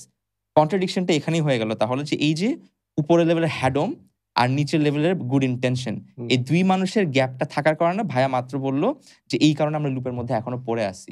Right, my right, question right. Is how do we stop this loop now? Hmm. তাহলে আমরা কোন জায়গাতে কোন বাটনটা প্রেস করলে এই লুপটাকে এখন আমরা শেক করতে পারবো? সেটা এই রাইট, বাটনটা রাইট। কোনটা? মানে basically we need to fathom the difference between the Hadom and other powers. fathom and Adam. আমি আপনার জায়গাতে একটু আসি ভাইয়া। ১ম কথা হচ্ছে সালমান ভাই ওই যে প্রশ্নটা আপনি করেছিলেন যে আমরা ওই চক্রে পড়ে আছি কিনা বারবার। এটা অ্যাবসোলিউটলি ট্রু এবং তারপরে কারণে যেটা গেছেন সেই জায়গাটাতে আমি আপনার সাথে একটু মোটা দাগে ডিফার করি। আমি সেখানে একটু পরে যাব। বাট ওটা কথা প্রসঙ্গে বলতে গিয়ে আপনি একটা প্রসঙ্গ তুললেন যে বিকাশে এক ভদ্রলোক আ টাকা সংগ্রহ করেছিলেন এবং তারপর সেই প্রক্রিয়াটাকে যে মানুষ খুব সহায়তা করেনি তা কিন্তু আপনি বলতে পারবেন না। প্রচুর লোক টাকা পাঠিয়েছে। আমার পরিচিত অনেকে টাকা পাঠিয়েছে। সেই ক্রাউড ফান্ডিং এ কিন্তু কোনো সমস্যা হয়নি সালমান। আপনার কি সময়টা না, মনে আছে আই থিংক ঘটনাটা? উনি যেটা মেনশন করছে যারা টাকা পাঠাইছে এরকম অনেক মানুষ আছে। কিন্তু পুরা গোটা বাংলাদেশকে এস এ ম্যাচ যখন উনি বলতেছে, পুরা বাংলাদেশের একটা বিশাল অঙ্কের মানুষ হুম, এই জিনিসটাকে আমি হইলে আমি আপনি কেমনে দেখব যে একটা ভালো কাজ হওয়ার জন্য হয়তো সে ফান্ডিং চাচ্ছে, আমি এটাকে সাপোর্ট করব না কিনা। হয়তো আমি এমনে চিন্তা করব। বাট বড় অঙ্কের একটা মানুষ উনি যেটা বলল যে এটাকে মকারি হিসেবে নিয়ে নিছে। না, ওইটাই বলছি। সমস্যাটা সেখানে হয়নি। আচ্ছা। সমস্যাটা হয়েছে ভাইয়া একটু আমার ভুল হলে দয়া করে কারেক্ট না, করে না, দেবেন। নো ওয়ারিস প্লিজ, ভাইয়া। প্লিজ। মানে একটু রুডলি কারেক্ট করে দেবেন। আমি কিন্তু দ্বিমতকে খুব শ্রদ্ধা জানাই। আপনি যখন আমার সাথে দ্বিমত পোষণ করবেন আমি এটাকে প্রচন্ড রকম শ্রদ্ধা করি। ঠিক আছে? We এবং can always আপনি agree আমাকে to disagree, কোনো এটা খুব অসুবিধা নেই। জরুরি। সমস্যাটা ওখানে হয়নি সালমান ভাইয়া। আপনি একটু মনে করে দেখেন। কেউ রাজনীতি করতে চাইছেন এবং রাজনৈতিক কোনো একটা কর্মকাণ্ডের জন্য বিকাশে, নগদে যেভাবে তখন নগদ এসছে কিনা আমার ঠিক মনে নেই। সেটার জন্য টাকা সংগ্রহ করেছে সমস্যাটা ওখানে হয়ই নাই ভাইয়া। ওই ভদ্রলোক যার নাম আপনি রেফার দিলেন বললেন আপনি, তিনি ওই সময়টাতে কিছুদিন পরপরই অপোজিশনদের হাতে নানান রকমভাবে আহত হতেন, হুম, আ হুম, হুম। টর্চারড হতেন, নানা রকম সমস্যায় পড়েছেন। আমি নিহত শব্দটা বলতে গিয়েছিলাম। আমি sorry for that. I apologise. তো তিনি নানা রকমভাবে আহত হতেন বা মানে বিপদে পড়তেন এবং হসপিটালে যেতেন, নানা রকম সাপোর্ট পেতেন। প্রতিটা বার আপনি ঘেঁটে দেখেন, প্রতিবার কিন্তু মানুষ সহায়তা করেছে। প্রতিবার তিনি প্রচন্ড রকম সমর্থন পেয়েছেন। সমস্যাটা সেখানে হয় নাই। সমস্যাটা হয়েছে ভাই দয়া করে একটু অনেস্টলি স্বীকার করুন জায়গাটা। সমস্যাটা হয়েছে যখন আমি দেখতে পাচ্ছি সেই লোকের চিকিৎসার জন্য তার বাবা বলছেন যে, "আমি টাকা নাই। সো আমি গ্রাম থেকে আমার জমি বিক্রি করে ৳৫০,০০০ নিয়ে এসছি।" ৫০,০০০ ঠিক আছে? নিয়ে আসছি। কিন্তু তার কয়েক মাসে, বছরেও না, কয়েক বছর পর আমি দেখতে পাচ্ছি যে তিনি প্রায় ৳৩০,০০,০০০ দামের গাড়ি তার কিছুদিন পর তিনি দেখতে পাচ্ছি তার ভাই প্রথম আলোতে আমি রেফার করে দিচ্ছি আপনাকে, শরফুদ্দিন আহমেদ সাহেবের কলাম আছে, এটা লেখা আছে এটাকে নিয়ে, যে বলা হতো যে তার পরিবার, তার ২ ভাই কলা বিক্রি করতেন লিটারালি। মানে ছোটখাটো ব্যবসারও একদম ছোটখাটো ব্যবসা। আমি কিন্তু জানি না সেটা। এটা প্রথম আলো রেফারেন্স দিয়ে কথা হচ্ছে। প্রথম আলোই কিন্তু সেই ব্যক্তি সবচেয়ে বড় ব্যাকআপ করেছে তাকে হিরো বানানোর জন্য। সেখানেই একটা কলাম আছে, সেই কলামটা আপনারা খুঁজে পাবেন। বলা আছে যে তার ভাইরা কলা বিক্রি করত। দারিদ্র্য খুব ভয়ঙ্কর রকমভাবে ছিল এবং তার বাবা কৃষিকাজ করে শুধু সংসার চালাতে পারতেন না। তাকে আবার ওই যে আপনি সানডে পলিটিক্স বললেন না, গ্রামাঞ্চলের সানডে হাট থাকে আরকি না, শুক্রবারে বা হাট থাকে। সেই হাটে তিনি চাও বিক্রি করতেন সংসার চালাবার জন্য। এই দরিদ্র ব্যাকগ্রাউন্ডের মানুষটা যখন কয়েক মাসের মধ্যে ৩০ লাখ ৪০ লাখ টাকা দামের গাড়িতে চড়ে এবং তার ভাই যখন কয়েক মাসের মধ্যে সেই কলা বিক্রি বাদ দিয়ে ১.৫ থেকে ২ কোটি টাকা দামের আ টাকা দিয়ে একটা লাইসেন্স নিতে পারে যে তেলের ব্যবসা করতে পারি আমি, আ তখন সমস্যাগুলো তৈরি হয়। মানুষ রাজনীতি যে করবে আপনি বললেন না, আমি আমার জায়গা থেকে ক্যাটেগরিক্যালি বলি, আমিও যদি কালকে রাজনীতি করি, মানুষের কাছ থেকে টাকা নিয়ে রাজনীতি করতে হবে। সানডে পলিটিক্স, মানডে পলিটিক্স দিয়ে পৃথিবীর কোথাও রাজনীতি হয় না। যাকে রাজনীতি করতে হবে তাকে ফুল টাইম রাজনীতি করতে হবে এবং সে কিভাবে করবে? আপনার আমার সবার ৳১০ র চাঁদা দিয়েই করবে। ঠিক আছে না? সমস্যাটা ওখানে হয় না ভাই। মানুষ যখন দিয়েছে না, আমাদের চোখের সামনে দেখা, আপনাদেরও চোখের সামনে দেখা। এটা তো আর আমি প্রাগৈতিহাসিক সময়ের কথা বলছি না। তাই না? ফারাজেট হিসেবে সে বুইড়া সময়ের কথা বলছি না। আমি এখনকার কথা বলছি। সেদিনের কথা। মানুষ দুহাত ভরে দিয়েছে। কোনো প্রশ্ন করে নাই। সমস্যাটা তখন হয়। আজকে নাভিদ নওরোজ আ রাজনীতি করতে চায়। আজকে নাভিদ নওরোজ একটা গেটআপে এসছে, এক ধরনের গেটআপে এসছে। কয়দিন পর তিনি ক্রাউড ফান্ডিং এর মাধ্যমে টাকা পয়সা নিয়ে হঠাৎ করেই তার রোলস রয়েস ছাড়া তার দম বন্ধ লাগে না? একদম কোটি টাকা দামের পারফিউম ছাড়া তার ভালো লাগে না। এটা যখন আমি দেখব তখন আমার খারাপ লাগবে না? আমি সেটা একটা বলতে পারব না? এখানে একটা কথা সালমান ভাইয়া, সমস্যাটা ওখানে হয়েছে। সমস্যাটা ওখানে হয় নাই যে মানুষ সাপোর্ট করতে চায় না। মানুষ ভয়ঙ্কর রকম সাপোর্ট করতে চায় এবং মানুষ এটাকে চাঁদাবাজিও বলে না। মানুষ কষ্ট পায় যখন তারা দেখে, এই যে আপনি যেমন করেন কি, শেখ হাসিনা, খালেদা জিয়া বা বিএনপি, আওয়ামী লীগ যাদের কথা বলি, আমরা জামায়াতে ইসলামী যাদের কথা বলি, তারা আমার ভোটটা নিয়ে আমার পিঠে ছুরি মেরেছে। এই তো? আর আপনি আমার টাকাটা নিয়ে, আমার সহায়তার টাকাটা নিয়ে আপনি জমিদারি করে বেড়াচ্ছেন। একটা কষ্ট কেন পাবো আমার না একটা আমি? কোয়েশ্চেন আছে এখানে। হুম, না ভাইয়া। আমার না, বেসিক I প্রশ্ন I agree সালমান কোয়েশ্চেন ভাইয়া। আছে। ভাইয়া। যদি কালকে উনি যদি এখন একটা রোলস রয়েস কিনেও ফেলে, should that be a barrier for politics? মানে উনি কি রোলস রয়েস কিনতে পারেন না? এরকম নো, জিনিসটা পারেন, আরেকটু ক্লিয়ার করার জন্য আরকি। পারেন, পারেন। পয়েন্টটা হচ্ছে উনি কি ক্রাউড ফান্ডিং করে টাকাটা আ রাজনীতি করছেন? একদম ক্লিয়ার করেন। আচ্ছা, আপনি কি ক্রাউড ফান্ডিং করে রাজনীতি করছেন? যদি করেন তার আগে তাহলে আপনি আপনার সম্পদটা ক্লিয়ার করুন। যে আচ্ছা, আপনার কাছে ওকে, কি মেক্স আছে? সেন্স। এবার বুঝতে পারছি। ক্রাউড ফান্ডিং এর পরে হঠাৎ করে আমি দেখলাম যে আপনার ভাই বিশাল চেইন কিন্তু আপনি চলে আসছে। বলতেছেন আপনার নিজের কাছে হুম। নাই না বিধায় ও আপনি মানুষের থেকে ভাই হেল্প আপনার চাচ্ছেন। চিকিৎসা করতে পারছেন না বলে আপনার বাবা না, জমি ওইটাই বিক্রি করে বলেছিলাম ভাইয়া। ৳৫০,০০০ মানে নিয়ে ওনাকে এসছে। নিয়ে কিন্তু অনেক বিতর্ক হুম, আছে। হুম, হুম। এটা নো ডাউট। আমি ওই ব্যক্তি নিয়ে কথাই বলতে চাই না। আমি কোন ব্যক্তি নিয়ে কথা বলতে চাই না জি, ভাই। জি, আমি জি। ভাই আমজনতাও না। আমি ভাই একদম পেয়ারা জনতা। আমার কোনো অস্তিত্বই নাই। কিন্তু আমি তো আপনাকে ৳১০ দিয়েছি রে ভাই। সেই ৳১০ আপনি আমাকে হিসাব দিয়েন না। আমি চাইনি আপনার কাছে হিসাব। বাট যে আপনি ৳৪০০ দামের পাঞ্জাবি পরে চলতেন, এখন আপনার গায়ে ১০০০ এর নিচে পাঞ্জাবি চলেই না কেন? কি প্রবলেম হয় তাতে আপনার? তাই না? আপনি রাজনীতি করে তো মানুষের কাছে আসবেন রে ভাই। কথাটা বোঝার চেষ্টা করেন। জিয়াউর রহমান রাজনীতি করেছেন, উনি আর্মির জেনারেল ছিলেন। উনি তো সাধারণ মানুষের কাছে যাওয়ার কথা না তার। উনি হেঁটে, হেঁটে মানুষের কাছে যেতে পারেন। এটা বললে আবার মানুষ আমাকে বিএনপি বিএনপি বানিয়ে বানাতে ফেলবে। আমি আরে আমি এটাই সমস্যা বলতে নেই ভাই। গেছিলাম মাত্র। হ্যাঁ। আমাদের হয়ে দাঁড়িয়েছে কি ভাই? যখনই আওয়ামী লীগের একটা গালি দেবেন, আপনি বিএনপি। বিএনপি রাইট, আপনি রাইট। বিএনপিকে একটা গালি দেবেন, আপনি আওয়ামী লীগ অথবা জামাত। কিছু হুম, একটা তো হুম, হবেনই হুম, আপনি। হুম। ভাই মহা সমস্যা। ভাই গান্ধী, মহাত্মা গান্ধী না? ব্যারিস্টার ছিলেন। ইংল্যান্ড থেকে পড়াশোনা করেছেন। খুবই টপ নচ, যিনি একদম ব্যারিস্টার ছিলেন, সাকসেসফুল একটা লাইফ লিড করতে পারতেন, তাই না? উনি সেখান থেকে একদম হাতে বোনা কাপড় পরে রামানুষের মাধ্যমে ঘুরে বেড়াতেন। রাজনীতি করে আপনি মানুষের কাছে যাবেন। আপনারা এখন আপনাদের ভাই 5 স্টার হোটেলে ইফতার না হলে পেটে যায় না। হজম করতে পারেন না। এটা হলে কেমনে হবে রে ভাই? রাজনীতি করে আপনি আরো 5 স্টার থেকে মাঠে গিয়ে বসবেন মানুষের সাথে। আপনি উল্টো পথে হাঁটা ধরছেন। আমার খারাপ কেন লাগবে না আমার একটা সালমান ভাইয়া? ছোট্ট দ্বিমত আছে। আমার আমার হচ্ছে যে 5 স্টার হোটেলে খেতে পারবে না বা ভালো গাড়িতে চড়তে পারবে না এরকম না। আমি দেখেছি যদি 5 স্টার হোটেলে আমি খেতে পারি, যেটা 2nd আপনি বললেন যে মাঠে যাওয়ারও সেই ইয়েটা আমার থাকতে হবে ইকুয়ালি। অর্থাৎ আমার ক্ষমতা আছে আমি 5 স্টারে যেতে না, না পারতেছি। সালমান ভাইয়া, আমি কথাটা ওটা বলছি না। আমার কথাটা একটু আমি বোঝানোর চেষ্টা হ্যাঁ, হ্যাঁ, করি। বলেন প্লিজ। আমি দেখতে পাচ্ছি যে সালমান ভাই পায়ে হেঁটে চলে। তার হুম, একটা গাড়ি নাই। আচ্ছা, ঠিক এটা আছে? হচ্ছে ইয়ের আগে। আ ক্রাউড ফান্ডিং এর আগে ওকে, বা আচ্ছা, পলিটিক্স এর আগে। বুঝতে পারছি। হ্যাঁ। আপনি পলিটিক্যাল জার্নি শুরু করলেন আর আপনি আস্তে, আস্তে সিন্ডারেলা হতে শুরু করলেন রে ভাই। তাই না? আপনার গায়ে পাখা চলে আসলো, আপনি এখন ১.৫ কোটি টাকা দামের গাড়ি ছাড়া হুম, চলতে হুম, পারেন হুম, না, হুম, তাই না? হুম, আপনি এখন বিদেশি পারফিউম ছাড়া আপনার চলে না। এটা আমার কাছে কেন অ্যাকসেপ্টেবল হবে? 5 স্টার হোটেলে কেন? আপনি 10 স্টার হোটেলে ইফতার করেন, কোনো অসুবিধা নাই। বাট আপনি কিছুদিন আগেও তো ভাই খুব সাদামাটা একজন মানুষ ছিলেন। হুম। এখন রাজনীতি করে আপনি কি এমন ভাই হয়ে গেলেন? হঠাৎ করে এত আলাদিনের চেরাগ আপনি কোথায় পেলেন? এরকম এটা আমার কাছে সিমিলার খারাপ লাগবে না, না ভাই? এইটা আমি দ্বিমত পোষণ করার কারণ হচ্ছে এটা পার্সোনালি এক্সপেরিয়েন্স করছি নিজে। ট্রু, ট্রু, ট্রু, তো ট্রু, আমি ট্রু। কেন এক্সপেরিয়েন্স করছি যে আমাকে মানুষ এখন বলে যে আমাকে নাকি ইউএস ফান্ড করছে। ফান্ড করে হচ্ছে আমি ওটা দিয়ে মার্সিডিজ গুলা কিনি। কিনে হচ্ছে এখন কি হয়েছে যেহেতু একই টাইমলাইনের মধ্যে যখন আমিও অ্যাক্টিভলি ভয়েস তুলি যে আপনি যেটা বললেন যে হুম। যেহেতু আমি কারো এগেইনস্ট এ কথা বলছি অটোমেটিক্যালি তার মানে ইদার আমি ইউএস ফান্ডেড অথবা আমি বিএনপি কয়েকদিন আগে দিচ্ছে যে আমি শিবিরের মেন হিডেন এজেন্ট। তো যখন আমি কাউকে নিয়ে কথা আপনি কিছু বলি বাকি নাই বোধহয় কিছু এখন আর। বাকি নেই। মানে আচ্ছা, সবাইকে আচ্ছা। মিলায় ঝুলায় ওরাই এখন হচ্ছে শুধু এনসিপির হওয়া বাকি আছে আপনার। এনসিপিটাও তালেবান বাকি এনসিপিটাও অলমোস্ট হয়ে গেছে। ওটা পরে আসতেছি ডিসকাশনে। সো ওইজন্য আমি বললাম যে সবসময় কি যখন আপনি একটা জিনিস অবশ্য ক্লিয়ার করছেন যে আমি তো আগে থেকেই নিজের ইয়েতে না, ছিলাম। না। পরের পয়েন্টটা দিকে হচ্ছে কি যদি ভাই, যখন আপনি প্রাইভেট লাইফ এ আছেন, নোবডি কেয়ারস অ্যাবাউট ইউ ভাই। রাইট যখন বাট পলিটিক্স যখনই আপনি পলিটিক্স না শুধু, আপনি পাবলিক লাইফ এ যখন আসবেন, হুম, হুম, আপনি সেটা পলিটিক্স এর মাধ্যমে আসেন, ভাইয়া লয়ার হিসেবে আসেন। আপনি পাবলিক লাইফ এ যখন আসবেন, আপনাকে তো স্বচ্ছ হইতে হবে রে ভাই। হুম, তাই না? মেক্স আর সেন্স। যখন আপনি পলিটিক্স নিয়ে কাজ করতেছেন, আমি জানি না এটা মানে আমি কিভাবে বলবো। পলিটিক্স হচ্ছে the single most important thing in our life, in the entire world.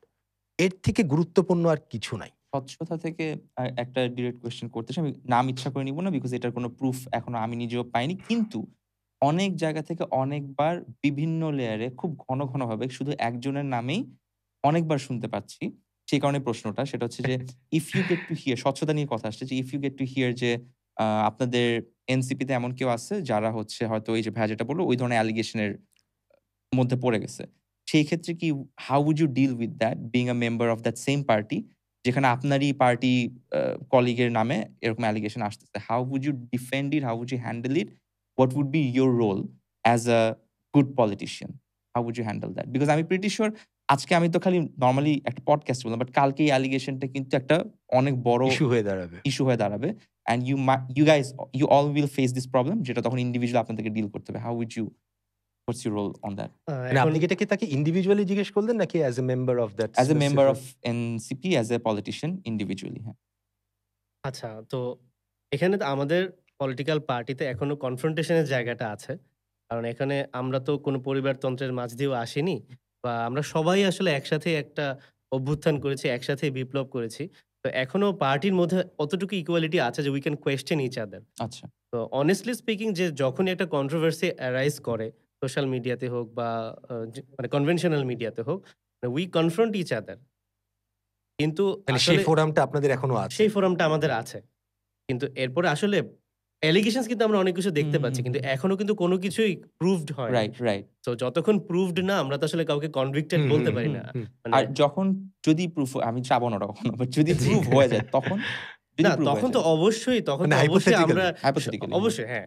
কিন্তু অবশ্যই তখন আমরা একটা কালেক্টিভ অ্যাকশন নিবো। আমরা সবাই একসাথে ভয়েস রেইজ করব এবং এটা নিয়ে তো আমাদের মধ্যে কথাও হয়। আচ্ছা। কারণ আমরা কিন্তু সবাই একটা ধরেন আমি তো মানে ভাই-বোন পলিটিশিয়ান না। প্লাস আমি যদি পলিটিক্স করতেই চাইতাম, আমার জন্য এখন আসলে বিএনপিতে যোগ দেওয়া বেশি সহজ ছিল। হুম, কারণ বিএনপি ক্ষমতায় আসবে সামনে এরকম একটা সিনারিও তৈরি হয়েছে। আমার ব্যাকগ্রাউন্ডেও আমার ফ্যামিলি ব্যাকগ্রাউন্ড এর সাথেও বিএনপি অ্যালাইনড ছিল হুম, হুম। একসময়। তো চাইলে আমি আচ্ছা, এটা মানে করতে আপনি পারতাম। ফার্স্ট জেনারেশন পলিটিশিয়ান না সেই অর্থে। মানে না, আপনার একটা না। লেগেসি হ্যাঁ, আছে। আমার বাবা-মা ২ জনই পলিটিশিয়ান ছিলেন। আচ্ছা, আচ্ছা। ছিলেন। কারণ উনারা প্রায় ২০ বছর ধরে অ্যাক্টিভ অ্যাক্টিভ পলিটিক্স এ নেই। পলিটিক্স এ আচ্ছা। এবং এমন না যে এটা শুধু ফ্যাসিস্ট আমলে, তার আগে থেকেই উনারা রিটায়ার্ড বলা যেতে হুম, পারে। হুম, হুম। কিন্তু আমি বলতে চাচ্ছিলাম যে মানে সুবিধার জন্য কিন্তু আমরা যারাই এসেছি শুধু আমি না। আমরা কিন্তু কেউই সুবিধার জন্য আসলে রাজনীতিতে আসিনি। আচ্ছা। এবং আমরা কিন্তু ৫ অগাস্টের আগেও জানতাম না যে আমাদের ভাগ্যটা কোথায় যাবে। ইভেন আমাদের পার্টির একদম টপ লিডারশিপও যদি আমরা বলি। আচ্ছা। এখন চলার পথে আমাদের অনেক ভুল হতে পারে। আমরা অনেকে ভুল পথেও যেতে পারি। আমি স্বীকার করে নিচ্ছি। কিন্তু যদি সেটা প্রুভেন হয় আমার মনে হয় না যে বাট তাকে আমরা আদৌ ওন কি করব। আপনারা স্বীকার করতেছেন? বিকজ আপনাদের একজন মেম্বার আমি একটা ইন্টারভিউ পার্ট দেখছিলাম, বিটস দেখছিলাম কাটা। সো ওটা চেঞ্জ হলে প্লিজ কারেক্ট মি। ওখানে উনি মেনশন করছিল যে ছেলেমেয়েদের বা মেয়েদের, শিশুদের কাপড়-চোপড়ের একটা কি বলে? কমিটি গঠন করে দেওয়া হোক। অ্যান্ড এটা কিন্তু মানুষ কিন্তু খুবই মানে ফানি ওয়েতে এটাকে তিরস্কারই করছে। ওই যে তখন শুনছিলাম ন্যাশনাল কমেডি হ্যাঁ, তো নাগরিক কমেডি। তো সেই ক্ষেত্রে যে ডু ইউ গাইস হ্যাভ তো সেই ক্ষেত্রে do you guys have any role to play in terms of let's say যে openly you have to acknowledge it যে আমাদের মেম্বার বা আমাদের পার্টি, কারণ সে তো রিপ্রেজেন্ট করে পার্টিকে। হ্যাঁ, ডু ইউ খুব have that? Important member, very হ্যাঁ, ইম্পর্টেন্ট, ভেরি খুব ইম্পর্টেন্ট ইম্পর্টেন্ট মেম্বার, তো মেম্বার। খালি মেম্বার না। সেক্ষেত্রে কি do you have that opportunity যেখানে you can actually acknowledge it as the party member, and পার্টির এই যে ছোট্ট একটা ভুল হয়ে গেল সেই পার্টিকে কারেক্ট করার ওপেনলি ওরকম কোনো অপরচুনিটি কি আসছে নাকি? কিন্তু সালমান ভাই, আমি নাকি মাঝখানে যদি একটু আপনাকে একটু প্লিজ, প্লিজ, কনফার্ম হ্যাঁ, করি হ্যাঁ, যে শিওর। আপনি ধরেই নিচ্ছেন কেন যে তারা এটাকে ভুল ভাবছেন? আগে তারা ভুল ভেবেছেন কিনা গুড সেটা তো আগে জিজ্ঞেস না, করতে না, হবে না? Good question. That's actually thank you. হ্যাঁ। এটা কি first of all you individual do you think it was wrong নাকি এটি as an individual or as a party? As an individual আগে যাই, তারপর পার্টিতে আসবো। আচ্ছা, আমি কিন্তু ভাই নাভিদ ভাই জি। ইন্ডিভিজুয়ালি আপনার সাথে কথা বলতেই বেশি কারণ আগ্রহী কারণ আসলে। ইন্ডিভিজুয়াল জি। মানুষটাই কিন্তু ইন্ডিভিজুয়ালিটির কারণে পার্টিতে ভ্যালু পায়। হুম, সো হুম, হুম। না, ইন্ডিভিজুয়াল অফকোর্স, মানে অ্যানসারটা আমার অ্যাজ কাছে এ বেশি ইন্ডিভিজুয়াল ইম্পোর্টেন্ট। আমার একটা দৃষ্টিভঙ্গি থাকতে প্লিজ, পারে। প্লিজ, কিন্তু প্লিজ। আমার যেহেতু এখন একটা পলিটিক্যাল আইডেন্টিটি তৈরি হয়েছে, এখন আমি যাই বলবো এটা যখন পাবলিক মিডিয়াতে যাবে বা সবার সামনে যাবে, ওটাকে দেখবে যে And পার্টির থ্যাংক ইউ যে পার্সপেক্টিভই আপনি এই দেখবে। কথাটা ক্লিয়ার করেছেন। জি। আমাদের হয়ে যায় কি এমন, যখনই কোনো ব্যক্তি কোনো একটা কথা বলেন, তিনি পলিটিক্যাল পার্টির কিন্তু খুব ইম্পর্টেন্ট জায়গাতে আছে। যখনই কথাটা মন মতো হইল না, এটা উনি ব্যক্তিগতভাবে বলেছেন। ভাই এত বড় পোস্টটা থেকে আপনি ব্যক্তিগতভাবে বলেন কেমনে? Hmm, you always carrying your party, hmm. তাই না? তো আপনি যে আলাদা করলেন সেই জন্য থ্যাংকস আরকি। জি ভাইয়া। জি। মানে এটা তো আসলে অস্বীকার করার কোনো উপায় ট্রু, নেই। ট্রু। এটা ফিল করাটা না, জরুরি। এই প্রশ্নটা করার কারণ হচ্ছে আমি ছোট এক্সাম্পলটাই দিলাম কেন যে একটু আগে অ্যালিগেশন এর কথা বললাম। সো ছোট একটা ইনসিডেন্ট হইলো, এটা দিয়ে মানুষ মকারি মিম-টিম করছে, অনেক ঠিক আছে, ফানি ছিল। এইটাকেই যদি আমরা ওপেনলি ডিল করার মতো অপরচুনিটি না পেয়ে থাকি, তাহলে বড় অ্যালিগেশন যেটার কথা তখন বলেছিলাম, সেটাও কি প্র্যাকটিক্যালি স্পিকিং আমরা ওটা কি আসলেই পার্টি মেম্বার হিসেবে অর ইন্ডিভিজুয়াল হিসেবে অ্যাকনলেজ বা ডিল করতে পারবো নাকি? সেজন্য আসলে এই কোয়েশ্চেনটা করা। হুম, হুম, তো হুম। আচ্ছা। ওইজন্যই জানতে চাচ্ছিলাম যে হাউ উড ইউ। না, এখন একদম সত্যি কথা বলতে পার্টির স্ট্যান্স কোনটা, এটা কিন্তু আসলে আমাদের পার্টির অফিসিয়াল পেইজে বা অফিসিয়াল স্টেটমেন্টে যেটা যাবে, that's the our party stance. Okay. কোনো এখন আমি স্টেটমেন্ট কি এসছে এটা নিয়ে আসলে? আমি এটা নিয়ে এখনো আসেনি, জানি না। এটা নিয়ে আসেনি। এখন এটাকে আপনি বলতে ইগনোর পারেন যে আমরা করা হ্যাঁ, হইছে। ইগনোর করে গেছি। হ্যাঁ, that can be said, that can it's be like ওই সেইড। যে কে আমি চিনি এরকম হয়ে গেছে ব্যাপারটা আরকি। আচ্ছা, কিন্তু স্বাভাবিক, মানে আমরা সবাই তো ইন্ডিভিজুয়াল এবং আমরা বলছি যে আমরা একটা গণতান্ত্রিক দল এবং হুম, আমাদের পার্টিতেও আমরা কিন্তু সেটাকে চর্চা করার চেষ্টা করছি এখন হুম, পর্যন্ত। কারণ ধরেন বিএনপি বা আওয়ামী লীগ, আমরা যে ট্র্যাডিশনাল পলিটিক্যাল পার্টিগুলো দেখেছি যে তাদের একটা পরিবারতন্ত্র ছিল। তারা যা বলবে ওটার বাইরে ওটাই, কিন্তু হ্যাঁ। তাদের যাওয়ার খুব একটা সুযোগ ছিল না। হুম, তো আপনি যে ইস্যুটা মানে ইস্যুটা বললেন যে ইস্যুটা অ্যারাইজ হলো এখন, সেটা নিয়ে কিন্তু আমাদের মধ্যে কথা হয়েছে এবং অনেকে এটাতে একমত হয়েছে, অনেকে ডিফার করেছে, অনেকে মতামত দিয়েছে যে প্রকাশ্যে, এভাবে বলা উচিত, সেভাবে বলেছে। প্রকাশ্যেও প্রকাশ্যে দিয়েছে, না। কিন্তু প্রকাশ্যে। সোশ্যাল মিডিয়াতেও কিন্তু আমাদের পার্টির অনেকেই লিখেছে। প্রকাশ্যে বলেছে। প্রকাশ্যেও অনেকে আচ্ছা। বলেছে। তো মানে পক্ষে বিপক্ষে অনেক কিছুই পক্ষে বলেছে। বিপক্ষে ছিল, সেটাই ওকে। বলতে চাচ্ছি। হুম, কিন্তু আল্টিমেটলি এটা কিন্তু আবার সবার ব্যক্তিগত মতামত। হুম, এখন পার্টিও তো একটা কালেকটিভ স্ট্যান্স বা একটা, হুম, আমরা যদি বলছি যেহেতু গণতান্ত্রিক পদ্ধতিতে চলবে, আমি হুম, একা চাইলেই তো আসলে হবে না, বা হুম, আমি হুম, একা হুম, রাইট বা রং মনে করলেও হবে না, না। Of course. তো এখানে আমরা সবাই মতামত দেওয়ার পরে স্বাভাবিকভাবে মেজরিটি। গণতান্ত্রিক হুম, উপায়ে মেজরিটি যেটা বলবো ওইটাই হুম। আমাদের পার্টির স্ট্যান্স হবে। তো আপনাদের পার্টি এনসিপি, জি। আ আপনার সাথে যেহেতু কথা বলছেন ভাইয়া, আপনার কাছে আমি বলতেছি যে ইন্ডিভিজুয়ালিটির কথা বলছেন। আপনি ইন্ডিভিজুয়ালি এনসিপি মেম্বার, আপনার সামনে বসা একজন। হুম, হুম। এনসিপির আইডেন্টিটি হিসেবে বা ব্র্যান্ড হিসেবে আপনি এনসিপি কে ৫ টা শব্দে যদি আপনার ব্যাখ্যা করতে হয়, what is NCP to you as a political organization? আপনি কি দেখেন ওদের মধ্যে? ওরা কারা? কে এনসিপি? বড্ড ভয়ঙ্কর প্রশ্ন এটা আসলে। ভয়ঙ্কর প্রশ্ন একটা। প্রশ্নটা যদিও উনি অ্যান্সার দিবে, বাট আমি একটা third person point of view থেকে আগে জানতে চাচ্ছি। আমার কাছে এনসিপি কি আসলে? honestly স্পিকিং আমি আ এনসিপিটাকে আক্ষরিক অর্থেই দেখতে চেয়েছিলাম যে ইয়াং পিপল যারা আছে, হুম, যারা ইউথ আছে, তাদের সমন্বয়ে একটা অনেস্টি, যেটা আমি একটু আগে ব্যাখ্যা করছিলাম নাভিদ ভাইয়ের কাছে, যে দুটো কোয়ালিটি ছাড়া আসলে মানুষ রাজনীতিতে আসাটাই পাপ। হুম, লিটারালি আনফরচুনেটলি দুটোই আমরা খুব ঘাটতি দেখি। এই দুটো থাকতেই হবে। এটা অ্যাবসোলিউট হতে হবে। এটা আমি ১-২ নাম্বার করে বলব না, বাট দুটো পাশাপাশি বলি। Honesty, patriotism. সততা, দেশপ্রেম। এই দুটো বৈশিষ্ট্য যে মানুষটার মধ্যে নাই, তিনি রাজনীতিতে না আসাটাই শ্রেয়। মানে এটা আসাটাই পাপ তার জন্য, না আসাটা।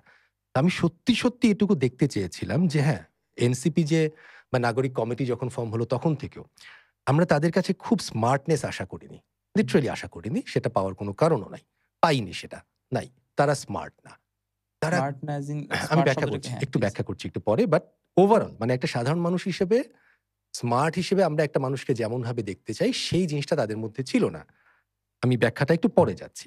এবং এনসিপি যখন ফর্ম হয়েছে সেটাও হয়নি। আমরা সেটা আশাও করিনি। বাট এইটুকু আশা করেছিলাম, আপনি ৫ টা শব্দের কথা বললেন তো আমি হয়তো ৫ টা শব্দ বলতে পারব না। কিন্তু সহজ করে বলতে গেলে এট লিস্ট আমি আশা করেছিলাম যে এই ছেলেগুলো যারা এখানে যুক্ত হয়েছে তারা ওই আমরা একটা কথা বলে না যে চোরাগলি দিয়ে পাশ কেটে বেরিয়ে যাওয়া, মানে সরাসরি প্রশ্নটাকে অ্যান্সার ফেস না করা।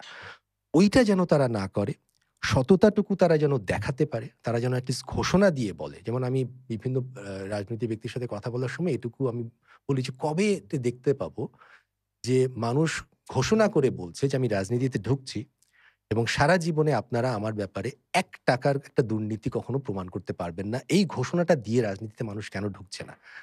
একজন ব্যক্তি আছেন, আমি তার নাম বলব না আজকে, বাট আমি কিছুদিন হয়তো বছর ১.৫ আগ পর্যন্ত আমি তাকে প্রচন্ড রকম সম্মান করতাম। উনি খুব বিখ্যাত মানুষ। মানে তার নামটা অর্ধেকটা বললেও সবাই তাকে চিনে ফেলবে। তো এখন গত কয়েক মাস ধরে তিনি নিজেকে ভয়ংকর বিতর্কিত করে ফেলেছেন। তো এজন্য নামটা আমি নিতে পারছি না। বাট তিনি একবার খুব অসাধারণ করে, সম্ভবত বাংলাদেশের ইতিহাসে একমাত্র তিনি ব্যক্তি যিনি পেরেছিলেন হাসিনার বিরুদ্ধে দাঁড়িয়ে স্পষ্ট করে পত্রিকায় কলাম লিখে তিনি ঘোষণা করেছিলেন, "সততায় পারবেন না প্রধানমন্ত্রী।" তিনি চ্যালেঞ্জ করেছিলেন যে আপনি আপনার পুরো, উনি পলিটিশিয়ান না ফরচুনেটলি, আনফরচুনেটলি সরি। উনি ঘোষণা করেছিলেন যে আপনার পুরো মেকানিজম ও পুরো যে সিস্টেম আছে আপনি আমার বিরুদ্ধে লাগিয়ে দেন। কিন্তু আমার বিরুদ্ধে সব অভিযোগ আপনি আনতে পারবেন। কিন্তু সততার কোনো একটা স্খলন আপনি দেখাতে পারবেন না। ওটা তো এক্সট্রিম লেভেলের হয়ে যায়। এট লিস্ট এই তরুণ যারা আপনারা একসাথে হয়েছেন, আপনাদের কাছ থেকে আমি এটুকু দেখতে চেয়েছিলাম যে আপনারা এট লিস্ট ঘোষণা দিয়ে বলবেন যে আমাদের কাছ থেকে আপনারা কোনোদিন ৳১ একটা অসততা দেখবেন না। আপনারা আমাদের কাছ থেকে ক্রাউড ফান্ডিং করে প্রত্যেকে মাসে কোটি টাকা কামান, কোনো অসুবিধা নাই। বাংলাদেশে ২২ কোটি মানুষ রে ভাই, ২০-২২ কোটি মানুষ, তাই না? এর মধ্যে যদি ১ কোটি মানুষও ৳১০ করে প্রতি মাসে আপনাকে দেয়, আপনি ১০ কোটি টাকা পাচ্ছেন। আপনারা প্রত্যেকে কোটিপতি হয়ে যান, কোনো অসুবিধা নেই। কিন্তু চুরি করে ৳১ নেবেন না, সেটুকু আপনারা ঘোষণা করে বলবেন। এটা আমি এত ঘোষণা না পেলেও এট লিস্ট আপনাদের মধ্যে সেটা আমি দেখতে চেয়েছিলাম। এবং প্যাট্রিয়টিজম, দেশপ্রেমের জায়গাটা যে সবকিছুর আগে হচ্ছে বাংলাদেশ। উথাল-পাথাল হোক বা না হোক, তাই না? এটার জন্য আপনার পিএইচডি থাকার দরকার নাই। এটার জন্য আপনার কোনো বিদেশি কিংবা দেশি উঁচু মানের সার্টিফিকেট থাকার দরকার নাই। জাস্ট বেসিক দেশটা আমার কাছে আগে। অন্য সবকিছু পরে। ওই ১ম দিকে একটা কথা বলছিলেন না সালমান ভাইয়া? যে রাজনীতির বিষয় নিয়ে কথা বলার সময়। রাজনীতি জিনিসটা কিন্তু আপনি কারো কাছে ডেফিনিশন জানতে চাইলে আপনি কিন্তু শুধুই ঘুরতেই থাকবেন। ডেফিনিশন আর খুঁজে পাবেন না। সাবজেক্টিভলি আসবে। এটা সাবজেক্টিভলি নানান রকমের অ্যান্সার আসবে। আমি আমার জায়গা থেকে রাজনীতি বুঝি হচ্ছে, একটা রিক্শাওয়ালার রাজনীতি হচ্ছে সে রিক্সা নিয়ে গ্যারেজ থেকে বেরোবে, সে নিজের মতো করে যাত্রী বহন করবে, সে তার গ্যারেজে ফিরে আসবে, মাঝখানে তাকে ৳১০ কেউ চাঁদা দিতে বাধ্য করবে না। একটা পুলিশ তাকে পিঠে বাড়ি দিয়ে বলবে না যে এই রাস্তায় তুই যাইতে পারবি না। যদি বলার থাকে তাহলে ওই রাস্তায় আগের থেকে সাইনবোর্ড থাকবে যে এই রাস্তায় রিক্সা ঢোকা নিষেধ। রাস্তায় সাইনবোর্ড নাই কিন্তু পুলিশ আমাকে ধরে পেটাচ্ছে বা কোনো একজন ব্যক্তি এসে আমাকে গালিগালাজ করে বলছে, এটা বলবে না, এটাই আমার রাজনীতি। একটা বাড়িতে যে কাজ করে একটা মানুষ, তার রাজনীতি হচ্ছে আমি একটা বাড়িতে কাজ করতে যাবো, আমি আমার সম্ভ্রম নিয়ে ফিরতে পারবো, আমাকে কোনো অসম্মানের মুখোমুখি হতে হবে না। তাই না? একটা গার্মেন্টস যে কাজ করে শ্রমিক, তার রাজনীতি হচ্ছে আমি গার্মেন্টসে কাজ করতে যাবো। আপনারা তো জানেন গার্মেন্টসের শ্রমিকরা কিন্তু সেই ৬টা বাজে রওনা দেয়। তারপর তারা আবার বাড়িতে ফিরতে, ফিরতে ১০টা-১১টা হয়ে যায়। তাদের বাড়িতে রান্না করে খাবে সেটাও তাদের সামর্থ্যের বাইরে। এবং বাংলাদেশের বেশিরভাগ গার্মেন্টসের মালিকও কিন্তু খুব ডিসেন্ট। খুবই ডিসেন্টলি অনেস্টলি তারা ব্যবসা করে এতদূর গেছেন। তো কিছু, কিছু মন্দ মানুষের জন্য আসলে তারা গালি খান। তো একটা গার্মেন্টস শ্রমিকের রাজনীতি হচ্ছে আমি সকালবেলা কষ্ট করতে যাবো ওখানে। দিনভর পরিশ্রম করব। কিন্তু আমাকে কেউ গালি দেবে না আমার কাজ করার সময়। হিউম্যান রাইটস আর হিউম্যান হিউম্যান রাইটস ডিগনিটি ওই এনশিওর যে করা ওই আরকি। কঠিন, কঠিন কথাগুলো চলে আসে। আমি এত কঠিন কথা বলছিই না। জি। আমার ইংরেজি বলারই দরকার নাই ভাই। আমি ইংরেজি জানিই না। আমি কাজ করতে যাব, কাজ করার সময় সেখানে আমাকে কেউ গালি দেবে না। আমার সম্ভ্রম নিয়ে কেউ টানাহেঁচড়া করবে না। শ্লীলতাহানি হবে না আমার। আমি নিশ্চিন্তে কাজ শেষ করে বাসায় চলে আসব। নিজের মতো করে আমার যা খেতে ইচ্ছা হয় আমি খেতে পারলে খাবো, নাইলে নাই। এবং আমার মাস শেষে যেন সময় মতো আমার বেতনটা হয়ে যায়। আমার রাজনীতি এটাই। তাই না? আপনার রাজনীতি, আমি একটা রিক্শাওয়ালা, আমার রাজনীতি সেইম হবে না। তো আমি রাজনীতি বলতে ওরকম আলাদা, আলাদা করে অ্যাঙ্গেল থেকে এই কথাগুলোকে বুঝতে চাই, যেটা আমি এনসিপির কাছ থেকে দেখতে চেয়েছিলাম। honestly speaking. ও কিন্তু আপনারা কতগুলো উদ্ভট শব্দ নিয়ে আসলেন। নয়া বন্দোবস্ত, সেকেন্ড রিপাবলিক। তাত্ত্বিক কথা দিয়ে আমি কি করব ভাই? এতে আমার পেঁয়াজের দাম কমবে? এতে আমার চালের দাম কমবে রে ভাই? আমাকে এটা দেখান। তাই না? honestly স্পিকিং নাভিদ ভাই, মানে এটা আমি আমার জায়গা থেকে বলছি। তত্ত্ব makes no difference at all. এগুলো সব ওয়ার্ডপ্লেস কথাবার্তা। সাধারণ মানুষের টোনটাকে বোঝার চেষ্টা করেন ভাই। রিক্শাওয়ালার সাথে কথা বলেন, যারা এই আন্দোলনের সবচেয়ে বড় হিরো কিন্তু রিক্শাওয়ালারা, তাই না? The biggest unsung. হিরোদের মধ্যে একজন। অসাধারণ। তো তাদের ভাষাটা বুঝতে চেষ্টা করেন। সেই ভাষায় না বললে কেন খামোকা যে আমাদেরকে তত্ত্বের মাঝখানে আবার ফেলে দিলেন? ওই জায়গাগুলো সমস্যা হয়ে যায়। ভাইয়ার কথা তো শুনলাম। এখন এটা তো ছিল উনার পয়েন্ট অফ ভিউ থেকে বা একটা নরমাল মানুষের পয়েন্ট অফ ভিউ থেকে। But you being a part of this party, what would you say যে এনসিপির আইডেন্টিটি আসলে কি? এনসিপি কি? কারা? কি শো করে? হোয়াটস ইটস ব্র্যান্ড? লাইক মেসেজ কি ডেলিভার করে? এক্সাক্টলি কি এনসিপি টা? পলিটিক্যাল পার্টি জানি। বাট আরো সহজ করে কিভাবে মানুষ এটার সাথে কানেক্ট করতে পারবে? আচ্ছা, যেটা এর আগেও একবার বলেছি যে আমরা তো আসলে বিপ্লবী। বিপ্লবী থেকে আমরা রাজনীতিবিদ হয়েছি। তো সেই ক্ষেত্রে বিপ্লবী থেকে হওয়া মানে কি আমরা কিন্তু মানুষের মধ্য থেকে উঠে আসাই রাজনীতিবিদ। আমরা কিন্তু উপর থেকে আসিনি। আমরা মানুষের ভিতরেই ছিলাম। আমাদের বিপ্লবটা ব্যর্থ হতে পারত এবং আমাদের নাহিদও যেটা বলেছে যে জনতাই হচ্ছে বৈধতা। আমরা কিন্তু ওটা বিশ্বাস করেই রাজনীতি করার সিদ্ধান্তটা নিয়েছি এবং এটা পরিস্থিতির কারণেই হয়েছে। তো আইডেন্টিটি আমি সবচেয়ে আগে বলব যে আমরা মানে বাংলাদেশের যে পপুলেশন এবং মানুষ যেটা বিশ্বাস করে সেটাই কিন্তু আমাদের সবচেয়ে বড় আইডেন্টিটি। এবং আমরা ওইটাকেই আপহোল্ড করার ট্রাই করব ইন এ রাইটিয়াস ওয়ে। তো মুভিং ফরওয়ার্ড আমরা এটাকেই আসলে সবচেয়ে মানে বড় করে দেখার চেষ্টা করব। Am I on the point or um kind of but খুব ক্লিয়ারলি মানে এখন যেটা আমি শুনলাম সেটা হচ্ছে হইল যে একটা পলিটিক্যাল পার্টির ম্যান্ডাম বা ইয়েতে যেটা থাকে হুম, ওটা শুনলাম। একটু অফিসিয়াল টেক্সটবুক নোট। অফিসিয়াল একটা ইয়ে। বাট আমি অফিসিয়াল না। আমি অ্যাকচুয়ালি উইথ অনেস্টি একটা মোড়ক থাকে না? যে মোড়কটা দেখতে কেমন? ওই মোড়কটা সম্পর্কে জানতে চাচ্ছি যে মোড়কের ভিতর কে লিখেছে, কত সালে লিখেছে ওইটা না। ওকে। মোড়কটা সম্পর্কে জানতে চাচ্ছি যে আমি এখনো না ক্লিয়ার না। কারণ হইছে কি আমি যেটা দেখছি যে আমি কোনো পলিটিক্যাল পার্টির যে বিরুদ্ধে এরকমও না, আবার আমি যে কোনো পলিটিক্যাল পার্টিতে বিশ্বাস করি এরকমও না। আমি একটা খুবই সেলফিশ একটা জনগণ বলব যে আমি কোনো পার্টিতেই না বিশ্বাস আনতে পারি না। যেটা কারণ হিস্ট্রিতে আমি দেখে আসছি যে কোনো পলিটিক্যাল পার্টির সাথে আমি কোনোদিনই কথা অনেক শুনছি যে সবাই জনগণেরই পার্টি হয়ে যায়। দিন শেষে হচ্ছে জনগণ আর কেউ চিনে না ওদেরকে। সো সেই ক্ষেত্রে ওটাও এখনো কিন্তু শুনলাম যে বুঝতে পারছি যে জনগণ যেটা বলবে ওটাই বৈধতা দিবে। বাট এটা তো ভাই যেটা বলল যে টেক্সট বুকের ইয়েটা শুনলাম। বাট আমি আরেকটু সহজে বুঝতে চাই। তো সত্যিকার অর্থে বুঝতে চাই। সালমান ভাই, আপনি মোড়কটা কেন জানতে চাইছেন? কারণ বিকজ মোড়কটা তো আমাদের হেল্প করে না। ওই যে ইলেকশনের আগে মনে আছে ওকে। না যে ম্যানিফেস্টো প্রকাশ হ্যাঁ, করে? হ্যাঁ, হ্যাঁ, হ্যাঁ। আপনার মনে হয় মানে কেউ হুম, বাংলাদেশে শুধু না, পৃথিবীর কোথাও ম্যানিফেস্টো পড়ে কেউ ভোট দেয়? না। তাহলে মোড়ক দিয়ে আমি কি করব? মানে তো আমি তো মোড়কটাকে আমি জিনিসটা একটা জানতে চাই। মোড়কটাকে আমি একটা ইয়ে অর্থে বলছি। ফর অ্যান এক্সাম্পল আমি যখন বই কিনতে যাই, হুম। ১ম যেদিকে তাকাই সেটা কিন্তু মোড়কটার দিকে। Right, right, right. আমাকে একটু থামায়, রাইট, থামায় রাইট। পড়তে ইচ্ছে হুম, করে। সো হুম, ওইজন্য হুম। মোড়কের কথা বলছি। হ্যাঁ, এই মোড়ক এমন কি আছে যেটা দেখে আমার মনে হবে যে আচ্ছা আগ্রহ জাগবে। আগ্রহটা এক্সাক্টলি, জাগবে। এক্সাক্টলি। সেই ক্ষেত্রে ওটা একটু বলছি। সহজ করে ভাই আমাদের জন্য। আচ্ছা। এখন জানবো চিপস না বিস্কিট? না, তা তো অবশ্যই ভাইয়া।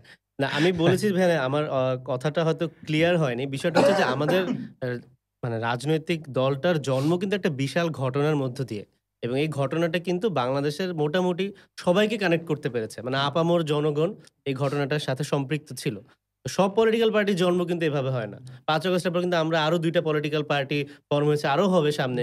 কেউ হয়তো প্রেস ক্লাবে জন্ম নিচ্ছে, কেউ মসজিদে জন্ম নিচ্ছে, কেউ অন্য কোথাও এবং জন্ম এটা নিচ্ছে। জরুরি। এবং এটা এটাও এটা জরুরি। না, জরুরি তো অবশ্যই, আমি সেটাই বলছি। এক্সাক্টলি। কিন্তু তার আগেও বাংলাদেশের বড় ২ টা পার্টি আছে এবং অন্যান্য অনেকগুলো দল আছে। সবাই কিন্তু ভিন্ন, ভিন্ন প্রেক্ষাপটে জন্ম নিয়েছিল। হুম। এখন আমি যেটা বলতে চাচ্ছি যে আমাদের পার্টির জন্মটাই এমন একটা বড় ঘটনার মধ্য দিয়ে যে আমাদের কিন্তু আসলে জনগণের বাইরে যাওয়ার কোনো সুযোগ নাই। তো সেজন্য এটা জাস্ট একটা টেক্সট বুক ন্যারেটিভ আমি বলব না। তো এটা জনগণের বাইরে মানে কি বোঝাচ্ছেন ভাইয়া? মানে আমরা যে জনগণের মধ্য থেকেই যেহেতু আমাদের উৎপত্তি, আমি হুম, এটাই হুম। বলেছি যে আমরা কিন্তু উপর থেকে আসিনি। আমরা কিন্তু মানুষের মধ্য থেকেই উঠে এসেছি এবং সবাই তো রাজনীতি করবে না।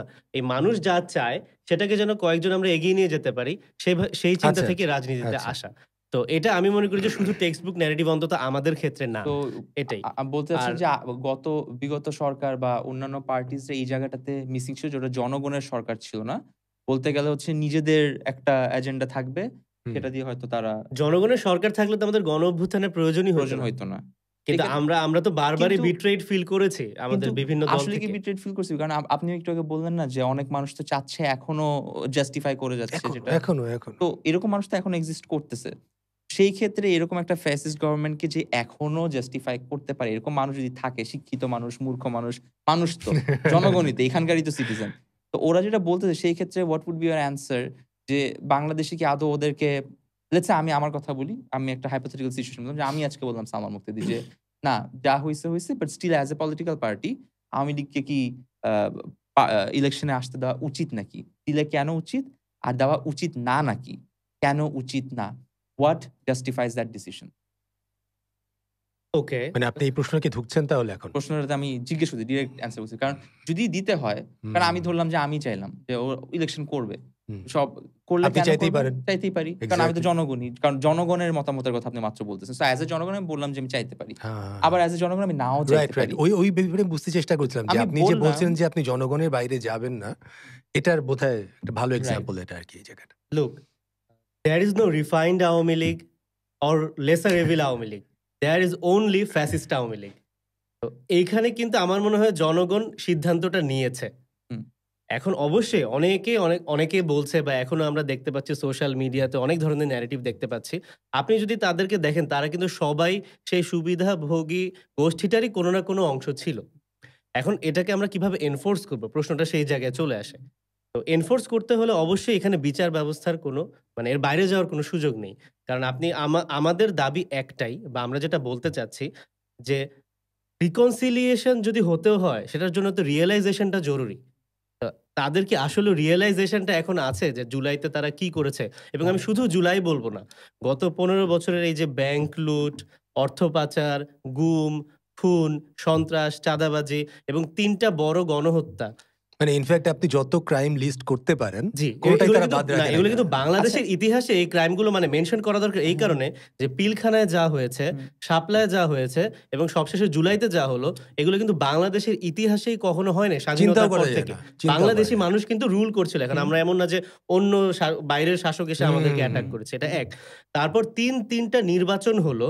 সেটা এত রিগড ইলেকশন এটা আমরা হুম, সবাই জানি মানে স্বচক্ষে সবাই দেখেছি। আমি নিজে ২০১৮ তে ভোট দিতে গিয়েও ফিল করেছি। মানে হুম, আমাকে ধরে বেঁধে আমার হাত থেকে হুম, ব্যালট নিয়ে ওটাতে নৌকায় সিল দিল।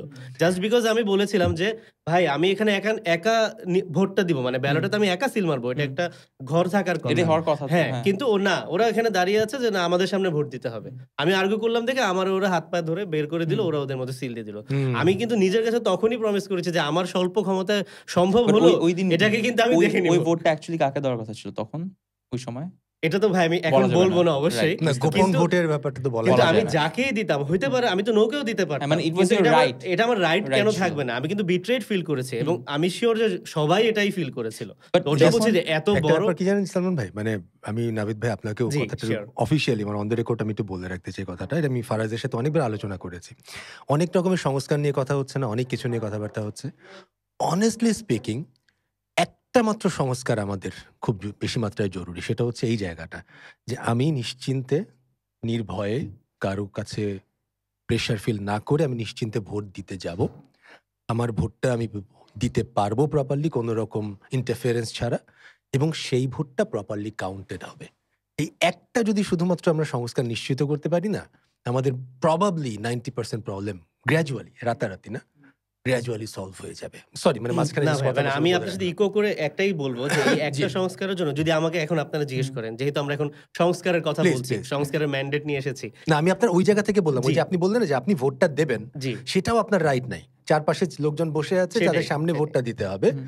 তাদের কথা মতো দিতে হবে এবং তারাই আল্টিমেটলি পরে আপনার কাছ রাইট থেকে ছিনিয়ে নাই গেল। কিন্তু না। রাইটটা একদম কেড়ে নেওয়া কেড়ে নেওয়া হচ্ছে। কিন্তু হয়েছে। আরো ভয়ংকর। ওই মানে আপনি যেভাবেই বলেন না হুম, কেন, হ্যাঁ, হ্যাঁ। এই রাইটটা আমার নাই। হুম, সো এইটুকু রাইটও যদি থাকতে পারতো, যেটা আমি বলছিলাম যে 91 থেকে 2001 না, পর্যন্ত আমরা জনগণ অ্যাটলিস্ট কিন্তু এটুকু আমাদের পেয়েছিলাম। সবকিছুই মেনে নেয়। ওই ৫ বছর একদিন ভোট দিত, হুম, ওইটাই তাদের জন্য এনাফ ছিল আগেও। হুম। আমাকে কখনো মনে করতে হবে না যে আমিও পাওয়ার রাখি সেটাই, কিছু। সেটাই। ওই অন্তত একটা দিনই তো ফিল করতাম ওয়ান্স আমি ইন না? এ 5 ইয়ার ওইটাও যখন ওরা কেড়ে নিল মানে হুম। এত কিছুর পরেও আমরা যদি বলি যে আওয়ামী লীগের ফিরে আসা উচিত, নির্বাচনে অংশ নেওয়া উচিত, সুযোগ পাওয়া রিফাইন্ড আওয়ামী উচিত। লীগ হওয়া উচিত। হ্যাঁ। মানে আমার মনে হয় যেগুলো খুবই অ্যাবসার্ড অ্যাবসার্ড। কথাবার্তা। এবং এটা হতে পারত হুম। অনেস্টলি। কারণ আমরা তো সবসময় ঘৃণার দিকে যেতে পারি না। আমরা বিভাজন করে একটা জাতিকে কখনো এগিয়ে নিয়ে যাওয়া যাবে না। হুম। কারণ অনেকেই মানে আওয়ামী রাজনীতিতে বিশ্বাস করে, তাদের আদর্শে বিশ্বাস করে এবং করতেই পারে। সমস্যাটা হচ্ছে যে তাদেরকে তো রিয়ালাইজ করতে হবে যে তাদের আদর্শটা তাদেরকে দিয়ে কি অপরাধটা করিয়েছে। হুম। এটা যদি তারা রিয়ালাইজ করে তারপরে তারা রিকনসিলিয়েশন এর দিকে আসতে পারে। যেমন আমি নিজেও রেস্টোরেটিভ জাস্টিস এ বিশ্বাসী। হুম, হুম। এখন রেস্টোরেটিভ জাস্টিসের জন্য এটা যিনি কি জিনিস? অপরাধী, রেস্টোরেটিভ জাস্টিস বলতে বুঝাচ্ছি যে মানে এখানে সংশোধনমূলক মানে আমরা জেলে গেলাম। হুম। আমরা শুধু অপরাধ করলাম একটা, আমরা জেলে গেলাম। ১০ বছর জেল খেটে চলে আসলাম। আমি সেই মনস্তাত্ত্বিক দিক থেকে অপরাধীই রয়ে গেলাম। আমি কিন্তু আবার ক্রাইমটা অপরাধ করব। করবে, হ্যাঁ। সো আমাকে জেইলে থাকা অবস্থায় আমাকে এমন একটা প্রসেসের একটা মধ্যে দিয়ে রিহ্যাব আমার লাইফটা সিস্টেমে নেওয়া যাওয়া হয় উচিত, ওকে। যেন আমি নিজেকে সংশোধন করতে পারি। মানে I should আচ্ছা, come আচ্ছা। out as a better person. Yes. And এটা মানে বাইরে এটা বাইরে অনেক প্রচলিত বাইরে ইয়ে। বাইরে অনেক প্রচলিত হবে। এটা নিয়ে এখন একটা বিশাল আন্দোলন চলছে মানে আমাদের জেল টার্মটা জুডিশিয়ারি শুধু একটা সিস্টেমে। পানিশমেন্ট না, সেখানে তার রাইট, রাইট, মানে improvement it shouldn't be a punishment, it should be a correction centre আরকি। rectification It's a center or nice word, correction huh? center. Right. একটা নাইস থিং। তুমি capital punishment That's a way. Binary আরে binary, এই নিয়ে ঝামেলা শুরু হয়েছে ভাই, বাইনারি। ওকে অ্যানসার দিতে পারতেছ না মানে ভাই বাইনারি বাংলা কি ভাই? লাভ ইট হ্যাঁ? বাইনারির বাংলা কি? বাইনারি বাংলা ২ না ২ তো সত্য আছে। বাইনারি বাংলা ২ তো হবে। হ্যাঁ, এই ২ না? দ্বিতত্ব I guess. দ্বিতত্ব maybe? দ্বিতত্ব, আচ্ছা। কত সুন্দর সুন্দর শব্দ আছে আর কি। আমি তো পারে, জানি I'm not বাইনারি sure. হচ্ছে ০ ১ বাট যাই হোক। আবার হ্যাঁ, এটাও হইতে মানে ক্লিয়ার I think. হ্যাঁ। বাট সো ব্যাক টু না, দ্য আমরা কনভারসেশন। বুয়েটে পড়ার সময় একবার একটা নাটক করেছিলাম আর কি। সেখানে আমাদের স্ক্রিপ্ট যিনি লিখেছিলেন তিনি লিখেছেন বাইনারি মানে হচ্ছে বাই নারী। নারী। That's easier actually. তো জোক থেকেই আরেকটা জিনিস মনে পড়লো, যেহেতু হাসতেছিলাম যে একটু আগে ফ্যাসিজম নিয়ে কথা বলছে। আমার কাছে মনে হয় কি শব্দ প্লেজ আ বিগ রোল। একটা জিনিসকে কি নামে আমি মানুষের সামনে প্রকাশ করছে বারবার ইউজ করতেছি, শব্দটা ২ ভাবে হইতে এবং পারে। আপনি এক কিভাবে ইউজ করছেন কিভাবে সেটা, use- টোনটা আপনার কি? ফেসিজমের ক্ষেত্রে মনে হয় কি এখন ইট বিকেম এ ট্রেন্ড। আমি একটু ক্লিয়ারলি যদি বলি কিরকম মনে হয়েছে যে এখন এত শব্দটা ব্যবহার হয়েছে যে ট্রেন্ডি একটা শব্দ ইউজ করতে করতে ফেসিজম কেনই নামটা ইউজ করা হয়েছে বা কেনই টার্মটা ইউজ করা হয়েছে ওটার যে গভীর একটা ডার্কনেস, হুম। ওই যে বললো না একটু আগে যে আপনার রাইট নাই, আপনি ভোট দিতে পারবেন না, আপনি কথা বলতে পারবেন না, আপনি একটা বাক্য উচ্চারণ করতে পারবেন না তার এগেইনস্টে, আপনার কোনো মানে এখানে কিন্তু legal কয়েকটা system নেই। ফ্যাক্টর আছে। অনেক ইদানিং দেখা যায় যে না মানে না, সালমান আমরা ভাই শেষ করেন লাইনটা আপনার, কি বলছিলেন? না ওটাই বলছিলাম যে এইটা কিন্তু শুধু ফেসিজম ওয়ার্ডটা না শুনলে আমার কাছে না আত্মায় শান্তি আসে না, বিকজ আমি Okay. পার্সোনালি এফেক্টেড এটাতে। আমি বিডিআর আন্দোলনে বিডিআর ম্যাসাকারের সময় কিন্তু আমার বাবা মরে নাই, কিন্তু আমি এমন কিছু চেহারা চিনি যাদেরকে দেখে আমি বড় হয়েছি। ওই আঙ্কেল আমি জানি ওই লোকের ট্রেনিং, ওই লোকের এডুকেশন, ওই লোকের কথার ভার, যেভাবে কথা বলে, যেভাবে কাজ করে, ওর পরিবার, রিয়েল ওর অ্যাসেটস না আমাদের? সৈন্য, রিয়েল অ্যাসেট, মানে দেশের অ্যাসেট, মানে কথা আমার ক্যাডেট বলতে কলেজের ২ জন ভাই মারা গিয়েছিলেন বিডিআর। আমার এরকম এখন লোম লোকগুলো বাড়া তৈরি যাচ্ছে। হতে কত রিসোর্স লাগে একটা দেশের। You can never replace those people. So ওদেরকে খালি হত্যা না, কিন্তু আমি বলতেছি কেন গভীর বলছি, খালি হত্যা না, কিভাবে কিভাবে হত্যা হত্যা করা করেছে, হয়েছে, রাইট। কিভাবে ওই হত্যার বিচারকে মানে মিশায় দেওয়া, মানে একদম নাই এক্সিস্ট। মানে সম্ভবত আমাদের ওয়াইল্ডেস্ট নাইটমেয়ারেও এতটা আসতো না। আমি বললাম তো আমি পার্সোনালি এটা আমাদের জাতীয় জীবনে একটা সবচেয়ে বড় ঘটনাও বলতে পারি অন্যদের আমরা। ব্যাপারে আমি জানি না, বিভৎস। আমি পার্সোনালি অনেক অ্যাফেক্ট। সো আমার কাছে না ফেসিস বললে না আমার কাছে মনে হয় কি ওয়ার্ডটার মধ্যে না মানে enough- যথেষ্ট ছেড়ে দিলাম।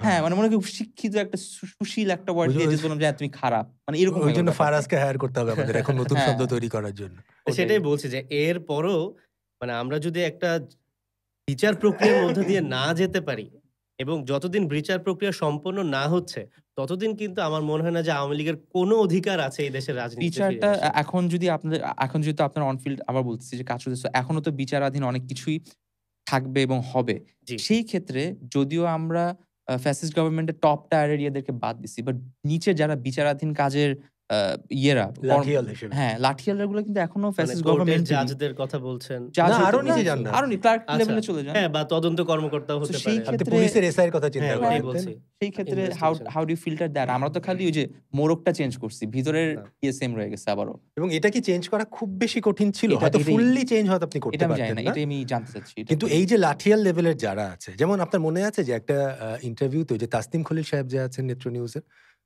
তিনি একবার খুব সহজ একটা কথা বলছিলেন, কিন্তু তার সঙ্গের যারা ছিলেন তারা কেউই কথাটাতে অ্যাগ্রি মত করছিলেন করেননি। না।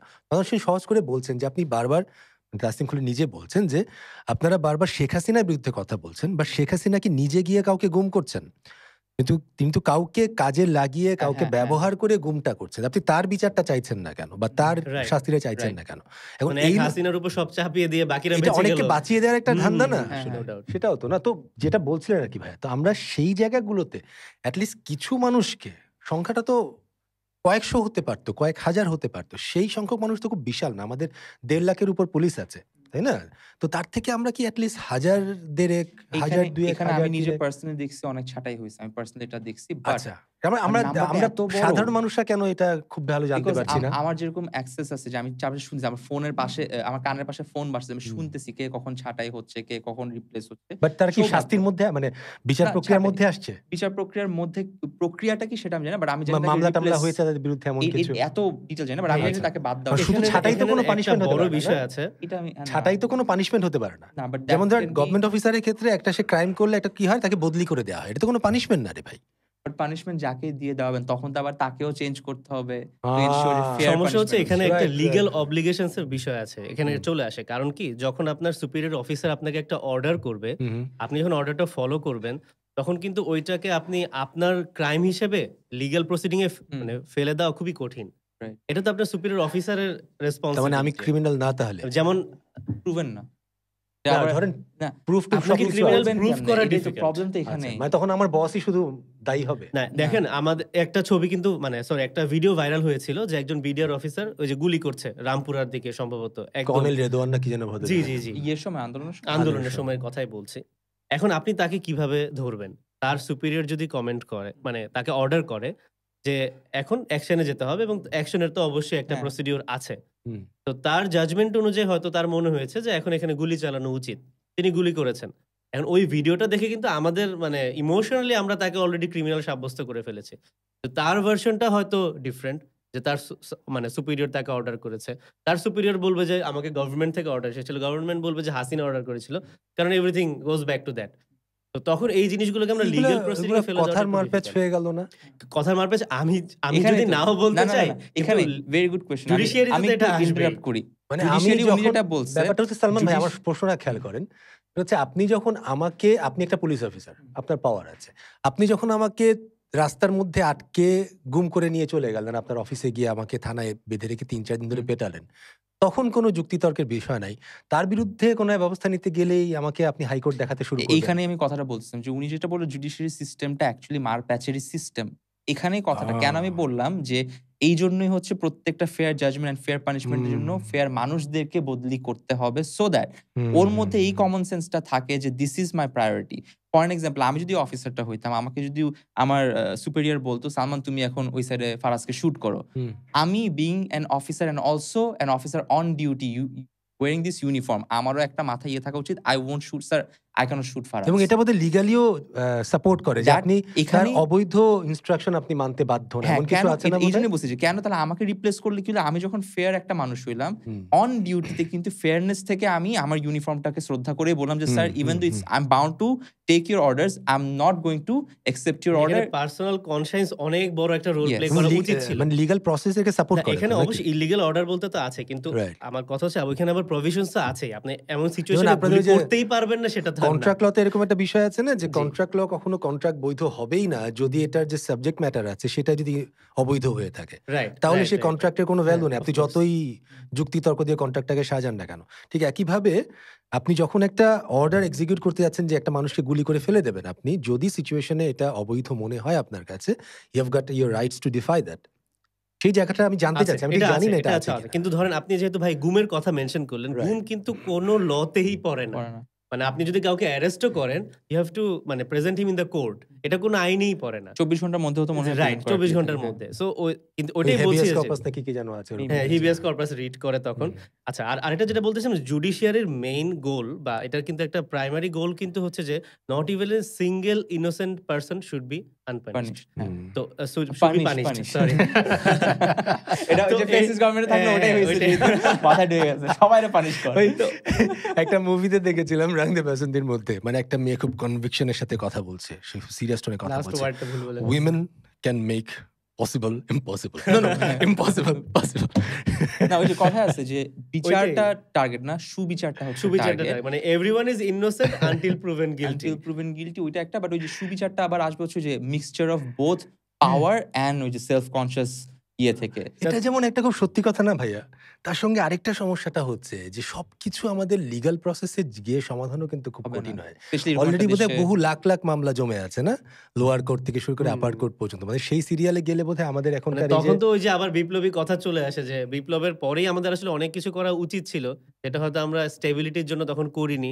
আমাদের মুরব্বীরাও আমাদেরকে মানা করেছিলেন। কারণ দেশে সবাই একটা ৫ অগাস্টের পরে তো সবাই শান্তি চায় আল্টিমেটলি। অনেক প্রয়োজনীয় কাজও কিন্তু তখন করা হয়নি। যেমন হুম।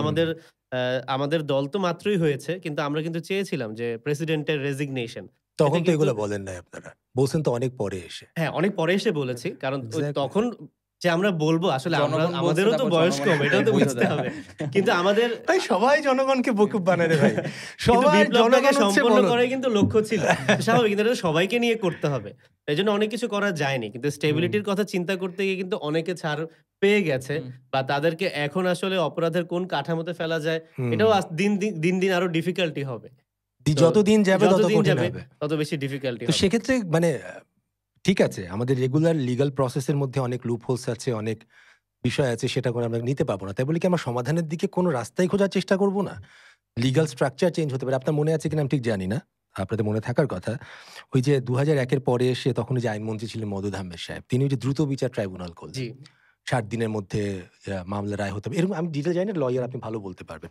তো ওরকম তো পরিবর্তন আপনাকেও কিছু নিয়ে আসতে না, হবে, তাই না? এখনো কিন্তু হচ্ছে যে আইসিটি ট্রাইব্যুনালেই কিন্তু এই বিচারগুলো হচ্ছে। মানে জুলাই গণ হুম। অভ্যুত্থান এবং গণহত্যা কেন্দ্রিক বা মানবতা বিরোধী অপরাধ কেন্দ্রিক বিচারগুলো ওই কিন্তু আগের আইসিটি ট্রাইব্যুনাল ট্রাইব্যুনালটাকে আপনারা এখন এই ওইটা পারপাসে ইউজ ওইটা করছেন। কিন্তু রিফর্মড অলরেডি। রিফর্ম হ্যাঁ, করে আইনটাকে এক্সাক্টলি, সংস্কার করি এক্সাক্টলি। এখন এই পারপাসে এইটাকে মানে প্রাইমারিলি মানে এবারে এই ফোকাস করে এই ট্রাইব্যুনালের মধ্যে কি আপনার সেই পুলিশ অফিসারটারও বিচার হওয়া সম্ভব যিনি গুমের সাথে জড়িত ছিলেন? জি, যদি সেই লিগ্যাল গ্রাউন্ডে মানে তাকে অভিযুক্ত করা যায় তাহলে তাহলে তো এই অবশ্যই ট্রাইব্যুনালে সম্ভব, বিচার হওয়া অবশ্যই সম্ভব। সম্ভব, আচ্ছা, আচ্ছা। অবশ্যই সম্ভব। সুতরাং স্কোপ আছে। তো এবং আমি মানে এখন বিষয়টা হচ্ছে কি ভাই, একটা সিস্টেম বহুদিন ধরে টিকে থাকতে তার এত বেশি শেকড় গজায় যে আপনি তখন আর রাস্তা না, খুঁজে পান এবং না। এটা তো আপনি একদিনে বা আমরা ১ বছরে আসলে সলভ করতে পারব না। হুম। মানে রিফর্ম তো একটা অনেক প্রসেস, কন্টিনিউয়াস যদি প্রসেস। যদি এই আর প্রসেসটার এই পথে আমাদেরকে সহজ হাঁটতে করে দিই, হবে। আমাদের কতদিন হলো? ৭ মাস ৭ জি, মাস ক্রস ৭ করেছে। মাস অলমোস্ট ক্রস করে হ্যাঁ। ফেলছে। ৭ মাসের মধ্যে আমরা গত ১৬ বছরের একটা খালি গভর্নমেন্টের কথা বলছি। বাট চিন্তা করে দেখেন ৭ মাসে আমরা গত ৫০ প্লাস বছরের যত আগাছা ছিল হুম। সব ৭ মাসে ক্লিয়ার করার একটা টার্গেট মেবি আমরা নিতে চাচ্ছি, যেটা আসলেও আপনারে কে কইছে সবগুলা ক্লিয়ার করতে? তাহলে আপনি একটা করে আগান না রে ভাই। সে একটা দ্যাটস আ গুড কোয়েশ্চেন। একটা করে কি আপনি আগাইতে ভাই পারতেছি? আপনি যখন সবকিছু একবারে করতে চাইবেন তার মানে আপনার নিয়তে সমস্যা আছে। হুম। আপনি চাচ্ছেন না আচ্ছা, সমাধান করতে। একটা করে যদি করতে হয়, সো ধরেন যে আপনার এখানে তো হাজার you problem. Set your priority. আপনি প্রায়োরিটি সেট ওকে, করেন না সেটা কেন? কি উনারা সেট করবে নাকি আপনি গভর্নমেন্টে যে জনগণ? আছেন তারা সেট করবেন। আপনার সে হুম। ফর এক্সাম্পল বাকিগুলোর কথা বাদই দেন। ৭ মাস এই একটা কথা না শুনতে আমার মানে বিরক্তির চূড়ান্ত অবস্থায় চলে গেছে। ৮ই আগস্ট ইউনূস সাহেব ক্ষমতা নিলেন। তার ১০ দিন পর থেকে আমরা শুনতে শুরু করেছি। ১৬ সময় লাগবে। বছরের সমস্যা কি আপনি ৭ দিনে সমাধান চান? ২ মাস চলে গেল। ১৬ বছরের সমস্যার কি আপনি ২ মাসে সমাধান চান? ৩ মাস চলে গেল। ১৬ বছর। ১৬ রাইট। বছর ঠিক আছে। ওখানে শুধু ডেট চেঞ্জ হয়েছে এবং তার কি সমাধান করে না? এর মধ্যে সমাধান আমরা করতে পারব না। কিন্তু আমি হেলিকপ্টারে করে কম্বল বিতরণ করতে পারবো। তাই না? সেটা কোনো পরিবর্তনের অসুবিধার কিছু নাই। আমি ১০০ গাড়ি নিয়ে মিছিলে যেতে পারবো। ওতে কোনো অসুবিধার কিছু নাই। তো ১৬ বছরের ট্র্যাডিশন আমি ঠিকই ফলো করব। কিন্তু আমি চাইবো যে আপনি আমাকে গালি দেবেন না, হাসিনাকে গালি দেবেন। এটা একটা ভ্যালিড পয়েন্ট। বিষয়টা তাই তো নাকি ভাই, না? তো ওই সমস্ত কাহিনী বাদ দিয়ে একটু সলিড জায়গাতে আসেন রে ভাই। যে ভাই আপনি সব সমস্যার সমাধান করতে কে বলছে আপনাকে? হুম। আমাকে বল, আমি তো ভাই এখানে বলছি। আমি তো discuss You played the devil role of the devil's advocate, সেজন্য বলতেছি আপনি আমি। আপনি যেটা বললেন না যে আপনি একটা সুতরাং সমস্যা পিক করেন। So- আপনি কৃষি মন্ত্রণালয়ের একটা সমস্যা পিক করেন, কৃষি মন্ত্রণালয় সমাধান করুক। হুম। তো ভাইয়া কোনো স্বরাষ্ট্র সমস্যাই কি মন্ত্রণালয়ে- সমাধান হচ্ছে না? আমার তো মনে হচ্ছে আমরা একটা করে আগাচ্ছি এবং না। প্রথম কথা হচ্ছে যদি আচ্ছা, আমাদের আপনি কথা যখন বলেন আপনারা বলেন তখন কিন্তু আপনি আবার ভাই আপনি তো না, গভর্নমেন্ট না। আমি ওটাই বলতে চাচ্ছি। আমরা বলতে আমি এখন অ্যাজ এ কান্ট্রি বলতে চাচ্ছি যে আমরা দেশ হিসেবে বা জাতি হিসেবে একটা সমস্যার সমাধান করার পথে কি আগাচ্ছি না? একটু দেখান না ভাই। কোনটা মানে কোন সমস্যাটা সমাধান হইছে না, এখন? আমরা কিছুক্ষণ আগে মানে অফ দ্য রেকর্ড যখন আলোচনা করছিলাম যে আমরা তো কিছু গভর্নমেন্ট ইনিশিয়েটিভ এর কথা বললাম এবং এখন সবচেয়ে বড় কথা যে রিফর্ম ইনিশিয়েটিভস টা আমরা দেখতে পাচ্ছি। এত মানে বিপুল সংস্কার উদ্যোগ কিন্তু আগে কখনো আমি দেখিনি। আচ্ছা, কেন what's the নিতে হবে? strongest hold এটা বলেন। What's the strongest ওই একটা জিনিস ১ লাখ লাগবে না। strongest একটা জিনিস যেটা অ্যাকচুয়ালি কাজ হচ্ছে ওইটা কোনটা? সেই strongest পার্ট কোনটা? Right. আপাতত এখন। একটা যেটা যদি যেটা বলেন। আপনি মনে করেন। যে একটা এই একটা হইছে, আমরা নেক্সট এ যাচ্ছি আস্তে, আস্তে। এই একটা কোনটা? আমি মনে করি যে আমাদের ইকোনমিটা স্টেবল আছে এখন। যেটা ভেঙে পড়ার শঙ্কা করেছিলাম যে ৫ অগাস্টের পরে যেহেতু সিস্টেম কোলাপস করেছে, সেহেতু ইকোনমিও ভেঙে পড়বে। কিন্তু আমি মনে করি যে এটাকে স্টেবল রাখতে পেরেছে এই গভর্নমেন্ট। তো এটা কিন্তু একদম প্রাইমারি ইম্পোর্টেন্স পাবে অবশ্যই।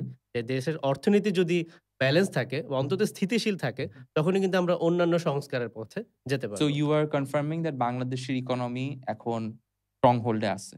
নট সেইং স্ট্রং, স্থিতিশীল অবস্থায় আছে। স্থিতিশীল অবস্থা অর্থাৎ আচ্ছা, আপনাদের দুজনের কাছে আমি একটা সহজ বলেন প্রশ্ন করি। প্লিজ। যখন আপনি বলছেন যে ইকোনমিটা স্ট্রং অবস্থানে আছে, না, আমি ইকোনমি তো খুব জিজ্ঞেস একটা হ্যাঁ। না, ফর এক্সাম্পল হুম, হুম। নাভিদ ভাই বললো কথাটা একটু সহজ করে সাধারণ মানুষের জন্য একটু বলবে যে ইকোনমির, অর্থনীতির কোন কোন জায়গাটা ভালো হলে আমি বুঝবো যে অর্থনীতিটা একটু ঠিক রাস্তায় যাচ্ছে। মানে আপনি নিজে ইকোনমিস্ট না, না, আপনি লয়ের একদমই মানুষ, না। কিন্তু আপনিও আপনার জায়গা থেকে যদি বোঝান, সালমান ভাই যদি তার জায়গা থেকে একটু বলে যে আমি ইকোনমি বলতে আমি এটা বুঝি। যেমন আমি দেখতে পাচ্ছি যে স্টক মার্কেটের অবস্থা খুব খারাপ, দিনকে দিন আরো খারাপ অবস্থায় যাচ্ছে, এবং সেই যে ২ নম্বরই গুলা চলছিল মাঝে মাঝে এখনো চলছে, ঠিক আছে না? এমন এমন কোম্পানির স্টকের অবস্থা, মানে ওই খেলাগুলো এখনো চলছে যে ফ্যাক্টরি ৩-৪ বছর আগে থেকে বন্ধ, সেগুলো নিয়ে ফাজলামো চলছে। তো একই চেহারা, ঠিক আছে? ব্যাংকগুলো যেগুলো কলাপস করার কথা সেগুলো কলাপসের দিকেই যাচ্ছে। গতকালই বোধহয় আপনার অর্থ উপদেষ্টা যিনি না, সালাউদ্দিন সাহেব, তিনি বোধহয় একটা কথা বললেন যে টাকা ছাপিয়েও ব্যাংকগুলোকে সেভ করা যাচ্ছে না।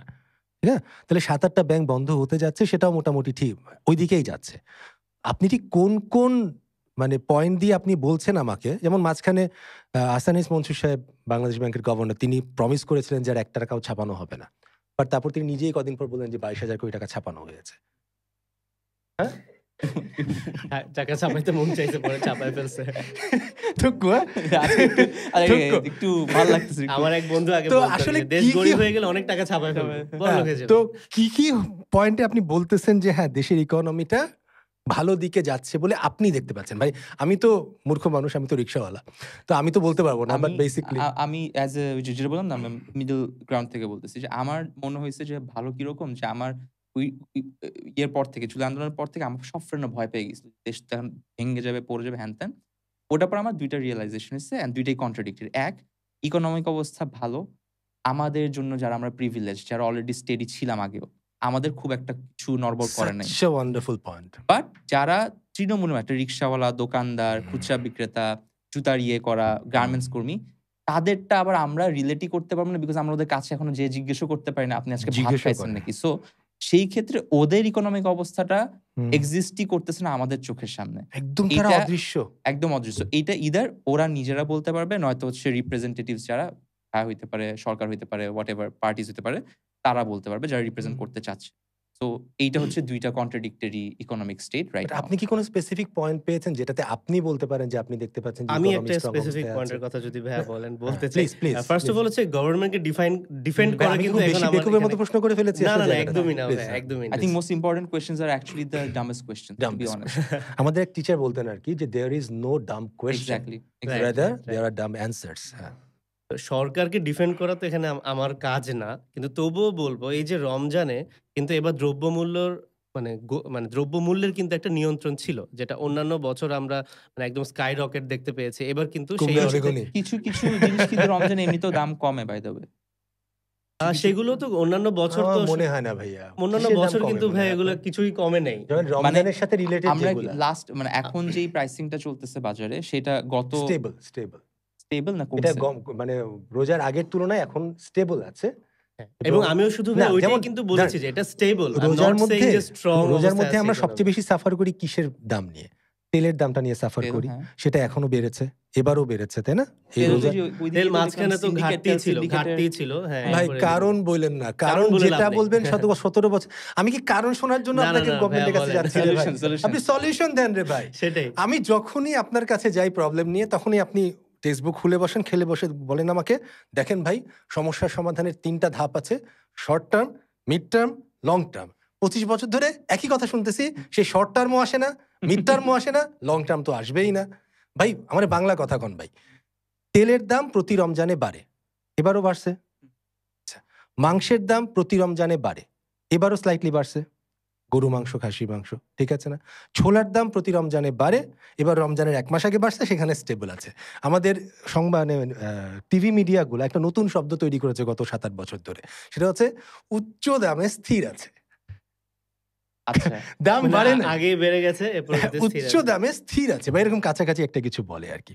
তারপর কি বলে, বেগুনির দাম প্রতি বছর বাড়ে, এবার বেগুনির দামটা বাড়ে না। সবজি সব দামই এবার গত ৩ মাসে ভয়ঙ্করভাবে কমেছে, ম্যাসিভলি কমেছে। চালের দাম প্রতি বছর বাড়ে না রোজার সময়, এবার মাশাআল্লাহ চালের দামটাও বেড়েছে, খুব ম্যাসিভলি বেড়েছে। তো কি ঠিক আছে রে ভাই? আমি ঠিক আসলে বুঝতে পারতেছি না আপনি কোনটা কিন্তু কমেছে। বলেছিলেন একটু আগে ভাই যে স্টেবল আছে। হ্যাঁ, ওই যে আমি কয়েকটা আইটেমের কথা বললাম, Comparatively আমার stable তেলের আছে। দাম, মাংসের দাম, চালের দামের কথা বলছি। সেটা কিন্তু কোনো মানে এবারও বেড়েছে। প্রতি বছরই বাড়ে, এবারও বাড়ে। মানে আপনি কোনটা কমের কথা বলতেছেন আসলে? আমি জানি না। আমি আইটেম ধরে বললাম। এবার আপনার আইটেমটা আমাকে কারেক্ট করেন। তো কোনো কিছু আপনি না, বলছেন আইটেম ওয়াইজ আসলে স্পেসিফিক করে আমিও বলতে হুম, পারবো না। আপনি বাট বাজারে আমি যান না। আমি জেনারেল না, আমি বাজারে যাই কিন্তু আমি খুব খেয়াল করি না যে দামটা বাড়ছে কিনা। বাট আমার মনে হয় যে যখন আমরা সলিউশন এর কথা বলছি ওটা থেকে বেশি ইম্পোর্টেন্ট হচ্ছে যে বাংলাদেশে স্পেশালি বাংলাদেশের রাইট নাও আমরা সবসময় চিন্তা করি কি যে ইলেকশন হবে একটা সরকার আসবে সে সব ঠিকঠাক করে দিবে অথবা আমাদের গার্ডিয়ান হবে এরকম। সিমিলারলি মানুষ কিন্তু একটা জিনিস কখনোই বলে না সেটা হচ্ছে সরকারের থেকেও সবচেয়ে গুরুত্বপূর্ণ ভূমিকা পালন করে কে জানেন? বিরোধী দল। এখন একটা বিরোধী দল পারবে একটা ভেরি ইম্পোর্টেন্ট, ভেরি বিরোধী ইম্পোর্টেন্ট। দলই পারবে কারণ সরকার হচ্ছে কি ইদার সে ভালো করলে তো খুবই ভালো। বাট যেটা হয় যে ইদার ফেস যেই সরকারই আসুক ফেসিস্ট হয়ে যায়। নাম চেঞ্জ হইতে পারে। আমি যেই হোক না কেন সেটা। আর যে না পারলেও সে তো ইউজলেস হয়েই গেল সমস্যা নাই। বাট বিরোধী দল যেটা পারে সেটা হচ্ছে যে সে ইদার সরকারের ভুলগুলাকে সংশোধন নিজে করতে পারে হুম, অথবা ভুল ধরাতে পারে। অর্থাৎ তার এজেন্ডা এটা হবে না যে তুই খারাপ। তার এজেন্ডা হবে তুই যেটা করতেছস দেশের জন্য সেটা খারাপ। হুম, অ্যান্ড হুম। আমি দেশের জন্য এটা সংশোধন করব অ্যাজ এ বিরোধী দল। True, Because true. I wanna show people hmm. that this is the right way to fix the country and the country's problem. This is the right way to serve the people. সেক্ষেত্রে don't you think বাংলাদেশে actually বিরোধী দল actually দরকার? Equally একটা ইলেকশনে আমরা যে ধরে বসি না যে এই দলই জিতবে। আমরা এইটাকে কিন্তু ইকুয়ালি অত গুরুত্ব দেই না যে একটা বিরোধী দল দরকার। কখনোই দেয়া হয়নি। কখনোই দেওয়া হয় না। True, because true. উইথআউট বিরোধী দল যেকোনো দলই ফেসিস্ট হবে স্বাভাবিক। কারণ ওই কোনো যে চ্যালেঞ্জ নেই কোনো চেক অ্যান্ড ব্যালেন্স রাখার জন্য যে চেক অ্যান্ড বিরোধী দল ব্যালেন্স রাখার খুব জন্য। গুরুত্বপূর্ণ। এইটার ইম্পোর্টেন্সটা বোধহয় আমরা একটু কম দেখি। এটা বোধহয় রাইট। নাভিদ ভাই খুব ভালো করে বলতে পারবেন। কারণ বাংলাদেশে এখন যেহেতু পার্লামেন্টারি ডেমোক্রেসি চলছে। জি। আমরা বলছি যে চলছে, আসলে তো আসলে চলে নাই। গত ৩ পার্লামেন্টই টার্ম চলেনি আসলে। হ্যাঁ, গত ৩ টার্ম তো আসলে চলে নাই এবং এটাই কিন্তু একটা ফেসিস্ট গভর্নমেন্টের বা একটা ফেসিস্ট রুলের হচ্ছে গিয়ে one of the main characteristic যে পার্লামেন্টারি ডেমোক্রেসি ওয়ার্কআউট করে না। আচ্ছা। তো এখানে ২ টা বিষয় আসলে কাজ করবে। এক হচ্ছে রাজনৈতিক দল হিসেবে রাজনৈতিক দলের কাজ কি? এক বিরোধী দল, যেহেতু বিরোধী দলের আমরা কথা বলছি, সরকারের সাথে দর কষাকষি করা। এটা হচ্ছে ১ নাম্বার কাজ। এবং ২ নাম্বার কাজ হচ্ছে যে মানুষের যে প্রয়োজন, মানুষের প্রয়োজনটাকে তুলে ধরা। আর মানুষের প্রয়োজন যদি মানুষকে নিজেরই তুলে ধরতে হয় বা বিভিন্ন নাগরিক সংগঠনের তুলে ধরতে হয়, ভলান্টিয়ার অর্গানাইজেশনের তুলে ধরতে হয়, তাহলে তো বিরোধী দল থেকে আমাদের লাভটা কি? তো গত ৩ টার্মে যে ফ্যাসিস্ট রেজিম ছিল, তাদের তো দোষ আছেই। এটা তো সর্বসিদ্ধ মানে আমরা সবাই জানি। কিন্তু বিরোধী দলগুলো কি মানুষের কথা বলতে পেরেছে কিনা? কখনোই পারেনি। আমার তো মনে হয় তারা পারেনি। চেষ্টাও করেনি। কারণ পারলে কিন্তু কানেক্ট করতে পারত মানুষ। এই যে গত ২৮ অক্টোবর সম্ভবত, এই যে গত নির্বাচনের আগে ২০২৪ এর নির্বাচনের আগে ২০২৩ এর ২৮ অক্টোবর বা ৩০ অক্টোবর ২৮ বি অক্টোবর ঠিক আছে। বিএনপি যে জনসভা ডাক দিল যে ওইদিন একটা দ্য বিগেস্ট মানে কংগ্লোমারেশন বলতে পারি আমরা মানুষের। রাইট। বিশাল সংখ্যক মানুষ হয়েছিল। তো কিন্তু ওইটা কিন্তু সাধারণ মানুষকে কানেক্ট করতে পারেনি এবং ওইটা কিন্তু ওই দিনই মানে বিএনপিকে যখন প্রেশার দিল গভর্নমেন্ট বা পুলিশ দিয়ে ওদেরকে অ্যাটাক হুম। করলো, ওটা কিন্তু ছত্রভঙ্গ হয়ে চলে গেল। আমরা কিন্তু বাসা থেকে নেমে আসলাম না। আমরা সবাই টিভিতে দেখলাম, আমরা কিন্তু না, ওইটাকে মানুষের সাথে কানেক্ট আমরা করতে পারি। ধারণ করি নাই। রাইট। এটার কারণটা কি? কারণ বিএনপি অনেক স্যাক্রিফাইস করেছে বা জামাত বা অন্যান্য বিরোধী দল অনেক স্যাক্রিফাইস করেছে, নো ডাউট। তাদের ত্যাগ সবচেয়ে বেশি, তাদের উপর পারসিকিউশন সবচেয়ে বেশি হয়েছে। কিন্তু এগুলোর পাশাপাশি তারা কি মানুষের প্রয়োজনের কথা বলেছে? বলতে পারেনি। ওটাই দেখিনি রে ভাই। ওটা দেখিনি দেখেই কিন্তু সাধারণ মানুষ কানেক্ট করতে পারে নাই এবং সেইজন্য সেটা ওই অর্থে গণ অভ্যুত্থানে পরিণত হয় নাই। তো সামনে যারাই বিরোধী দল আসবে, আমাদের এক্সপেকটেশন থাকবে যে বিরোধী দল এই ক্ষেত্রে একটা প্রোঅ্যাক্টিভ রোল প্লে করুক, যেন তারা মানুষের কথা বলে। শুধু তাদেরকে জেল জুলুমের শিকার হচ্ছে এগুলা নিয়ে যে আমরা ইনসাফ চাবো শুধু সেটাই না। মানুষের কি ক্ষতি হচ্ছে, মানুষের জীবনমান কোন দিকে মানে ফোকাস দেওয়া উচিত এবং আমাদের আ আরেকটা বিষয় হচ্ছে যে আমাদের একটা কালেকটিভ স্ট্যান্স দরকার ফরেন রিলেশনস এর দিক থেকে। আপনারা দেখবেন যে প্রত্যেকটা দেশের কিন্তু একটা সুনির্দিষ্ট নীতি থাকে। ওইটা কিন্তু খুব বেশি নড়চড় হয় না। যেমন আমরা ইউএস এর কথাই বলতে পারি। রিপাবলিকানরা আসুক বা ডেমোক্র্যাটরা আসুক, খুব বেশি কিন্তু ফরেন পলিসিতে চেঞ্জ হয় না। ট্রাম্পের কথাটা এক্সেপশন হিসেবে ধরে নিচ্ছি। কিন্তু আল্টিমেটলি বা ইউরোপিয়ান ইউনিয়নে গভর্নমেন্ট যাই হোক তাদের কিন্তু ফরেন পলিসিতে খুব বেশি চেঞ্জ আসে না। এবং রাষ্ট্রীয় বিষয়ে তারা কিন্তু সরকার এবং বিরোধী দল সবাই একসুরে কথা বলে। ইন্ডিয়া একটা বড় এক্সাম্পল হতে পারে। ইন্ডিয়াতে কিন্তু অনেক ওদের রাজনীতি কিন্তু আমাদের মতই অনেকটা। কিন্তু কিছু বিষয়ে তারা একেবারেই ছাড় কালেক্টিভ। দেয় না। একদম কালেক্টিভ। যেমন ইন্ডিয়ার ফরেন পলিসির দিক থেকে কংগ্রেস, বিজেপি বলেন পাকিস্তানের সাথে যুদ্ধ লাগুক, দেখবেন সবাই এক হয়ে যাবে। তখন কিন্তু এবং কংগ্রেস এটা বিজেপিকে এক্সাম্পলও গুঁতে, আছে। গুঁতে এক্সাম্পল অনেকবার আছে এরকম। এইটা আমি কয়েকদিন আগে আমি অনেক সিনেমা দেখি। তো আমি যখনই কোনো হিন্দি সিনেমা দেখি আমি আমার ওয়াইফকে একটা সবসময় বলি, প্রত্যেকটা হিন্দি সিনেমাতে যেখানে পুলিশ আছে, সিআইডি আছে কিংবা ওদের ল এনফোর্সমেন্ট আছে, প্রত্যেক মুভিতে দেখবেন যে ঘুষখোর বাজে একটা পুলিশ অফিসার, মানে একদম জঘন্য। ছবির এন্ডিং এ ওরা করে কি, ওই সেম ঘুষখোর অফিসারটাকে দেখা যায় যখন দেশের এগেইনস্টে কিছু আসে, অটোমেটিক্যালি ওই অফিসারটাও সব তোষামোদি ছেড়ে দিয়ে ও পুলিশ ইয়েটাকে ওন করে। যে হুম। আমি একটা অফিসার, আমার কোন অফিসার দেশপ্রেমটাকে অনেক বড় করে দেখায়, অনেক বড় অ্যান্ড করে আপনার দেখায়। দেশের শিল্প, আপনার দেশের ওভারঅল কালেকটিভ ন্যারেটিভটা plays a huge role. Huge huge যে আপনার দেশের জনগণ, আপনার দেশের ল এনফোর্সমেন্ট, আপনার দেশের বিচারপতি, আপনার দেশের প্রত্যেকটা মানুষ কিভাবে দেশের একটা প্রবলেমকে নিজের প্রবলেম হিসেবে দেখে। Whereas বাংলাদেশে আই থিংক প্রত্যেক problem is a personal personal problem. এটা হচ্ছে আমাদের যেমন সবচেয়ে বড় আমাদের problem। দেশে ছাত্র রাজনীতি আছে, শ্রমিক রাজনীতি আছে, পেশাজীবী রাজনীতি আছে। কিন্তু ছাত্র রাজনীতি মাসেল পাওয়ার হিসেবে ইউজ হয়। শ্রমিক রাজনীতি শুধু ম্যান পাওয়ার হিসেবে ইউজ হয়। পেশাজীবী রাজনীতি শুধু তাদের স্বার্থ সিদ্ধির জন্যই তারা কাজ করে। কিন্তু ছাত্ররা রাজনীতি হলো, রাজনৈতিক দল হলো, সেটা তারা তো ছাত্রদের ডেভেলপমেন্টের জন্য কাজ করবে। হুম। কিভাবে শিক্ষা ব্যবস্থা ভালো হতে পারে সেটা নিয়ে কথা বলবে। কয়টা ছাত্র দল, কয়টা Absolutely. ছাত্রলীগকে আমরা সারা জীবন দেখলাম ছাত্রলীগ শুধু বঙ্গবন্ধুর মাজারে গিয়ে ফুল দেয়, এই 15 আগস্ট পালন করে, তারপরে ওই যে প্রত্যেক- আত্মজীবনী বেরোনোর পর আত্মজীবনী সবাইকে বেরোনো, মুখস্থ মানে এগুলো করাচ্ছে। উদযাপন করে। তাহলে তাদের দলীয় উদযাপনগুলোকে অনেক বড় না, করে এটা তো আমি করছে। খারাপ কিন্তু কিছু তো দেখি না, ওদেরকে সিঙ্গারা দেওয়া হয়, এটা তো অনেক। কিন্তু এই সিঙ্গারাটাও যদি ধরেন তারা একটা ডিবেট কম্পিটিশন করতো, তারা আমাদের ইউনিভার্সিটি ক্লাবগুলো যে কাজগুলো করে, তো রাজনৈতিক দলগুলোর কিন্তু ক্ষমতা বা ব্যাপ্তি কিন্তু আরো অনেক বেশি। তারা যদি কিছু প্রোডাক্টিভ কাজ করে, সেটার ইফেক্ট কিন্তু অনেক দূর পর্যন্ত যাবে। এই যে শ্রমিক দলগুলো, আমরা এখন শ্রমিক দল মানে রাজনীতিতে কি দেখতে পাই? শ্রমিকদেরকে টাকা দিলাম, পরিবহন শ্রমিকরা নেমে গেল, রাস্তা ব্লক করে দিল, এটাই নাকি রাজনীতি। আমি একটা মানে quick- মিটিং অথচ- মিছিলের ম্যান পাওয়ার সাপ্লাই। আমি রাইট, একটু অথচ important- তাদের অধিকার নিয়ে কথা বলা উচিত, তাদের প্রশিক্ষণ নিয়ে কথা বলা ইম্পর্টেন্ট উচিত। একটা খুব কুইক কোয়েশ্চেন করতে চাই। একটু আগে ছাত্র লীগের কথা বলতেছেন আপনারা। এক কথায় বলেন তো, আপনার চোখের সামনে যদি একটা ছাত্র লীগের কথা চিন্তা করেন মাথায়, কি আসে আপনার চোখে? বলেন, বলেন, বলবো বলেন। হেলমেট। আপনার আমার চিন্তা আবরার। করতে হচ্ছে কেন? হ্যাঁ? আবরার। ওকে। বোথ কেসেস এ দেখেন আপনার ব্র্যান্ডিংটা, এইজন্য তখন জিজ্ঞেস করছিলাম যে এনসিপি ব্র্যান্ডিংটা, যে এনসিপির যেসব ছাত্র কি বলে ছাত্র সংগঠনে যারা ইয়ে থাকবে, তাদের ব্র্যান্ডিংটা তাহলে মানুষ কেন দেখবে? তখন আমি কোয়েশ্চেনটা এটা করছিলাম যে আমি কি দেখতেছি এনসিপি থেকে, আমি কি দেখছি? কারণ যখনই আমি দেখেন উনি আবরার বলছে, বিকজ উনার মাথায় সবার আগে আসছে ছাত্রলীগ মানে হচ্ছে একটা গ্রুপ যারা পিটিয়ে মেরে গিয়ে ফেলা। পিটিয়ে মেরে ফেললো। আপনি চিন্তা করছেন ছাত্রলীগ মানে একটা গ্রুপ যারা হেলমেট মাথায় পরে, লাঠি হাতে নিয়ে বা পিস্তল ঘুরে ফিরে একই জায়গাতে আসলেন। সেই কোয়েশ্চেনটা আমি তখন করছিলাম যে ওই মোড়কটা কি, যেটা আমি এনসিপি তে আপনারা বলতেছেন যে আপনার সবকিছু বুঝলাম, বাট এনসিপি কে দেখলে আমি কাকে দেখবো? আমি কি আরেকটা হেলমেট বাহিনী দেখবো, নাকি আমি দেখবো শিক্ষিত একটা স্মার্ট পলিটিশিয়ান যে পড়াশোনা করাচ্ছে, টিউশনি করাচ্ছে, পুরো ছাত্র জনতা সবাইকে আরো বেটার নাগরিক হিসেবে তাদেরকে কি বলে আপলিফট করতেছে? ওরা কারা? এনসিপি কারা? আমি কি একটু ভাই কমপ্লিমেন্ট করতে পারি এটার প্লিজ সাথে? Please please. এই পড়াশোনার উপর আমরা যখন একটু বেশি জোর দেই, যেমন আমি মাঝখানে দেখেছি যে আমাদের খুব প্রমিনেন্ট একজন বলতে পারি খুব স্মার্ট একজন রাজনীতিবিদ, পার্থ ভাই। উনার অবশ্য একজনই উনার দলে বোধহয় একাই আছেন উনি, আর কাউকে দেখেছি কিনা আমি ঠিক মনে করতে পারি না। বাট উনি একটা অনেক বড় দলের একক বড় নেতা আর কি, বাট উনি ইজ ভেরি স্ট্রং ম্যান। তো উনি কিন্তু প্রচন্ড জ্ঞানী মানুষ, লিটারালি প্র্যাকটিক্যাল অর্থে জ্ঞানী মানুষ। তো তিনি খুব সুন্দর করে কথাটা বলতে গিয়ে একটা জায়গায় বলছিলেন যে শেখ হাসিনা এতজনকে মন্ত্রী দিয়েছেন, আরো কয়েকটা পিএইচডি দিতেন। তো এই মানে পড়াশোনা বলতে আমরা তো সার্টিফিকেটের প্রতি এত মনোযোগী যে থাকি, মানে এটার জ্ঞানকে কি বাদ দিয়ে শুধু বাংলাদেশের রাজনীতিতে বা বাংলাদেশের সাধারণ মানুষের জন্য কি আসলেই এটা খুব ম্যাটার করে? পড়াশোনা আমি আপনার প্রশ্নটার সাথে অ্যাড করে বলছি, কারণ আমি পড়াশোনার দিকে জোর দিয়েছেন আপনি, যে এনসিপি বলতে আপনি তেমন মানুষদেরকে দেখবেন পড়াশোনা কিনা। বলতে জোর দিয়েছি বিকজ ছাত্র তো সেই যে আসলে কোনো কিন্তু ইউনিভার্সিটি এনসিপি তো ছাত্র না রে ভাই, না না NCP তো এনসিপি আমি political বলছি party। যে ওটাই বললাম যে ছাত্রলীগও তো আবার আচ্ছা, আওয়ামী লীগ আপনাদের তো না। এখন বোধহয় এখন পর্যন্ত কোনো স্টুডেন্ট উইং নাই তো বোধহয়, নাকি? না আছে আমাদের স্টুডেন্ট উইং আমরা সরাসরি। Officially? নাই, বিশ্ব আসলে যারা নাই। পাঠশালা না, সবার আমাদের আমি সরাসরি ছাত্র। কোনো স্টুডেন্ট উইং নেই, কিন্তু আমাদের বা ইউথ উইং। আমাদের ইউথ উইং তৈরি হচ্ছে এখন। আচ্ছা। ইউথ উইং হুম। তৈরি হচ্ছে, কিন্তু বাংলাদেশ গণতান্ত্রিক একটা গাইস আর মেমোরি টেমোরি আর কিছু নাই, 10টা থেকে চলেছে। I know Okay. you guys are enjoying it a lot and we'll do it again. শেষ শেষ শেষ শেষ। Let's draw a line. Done.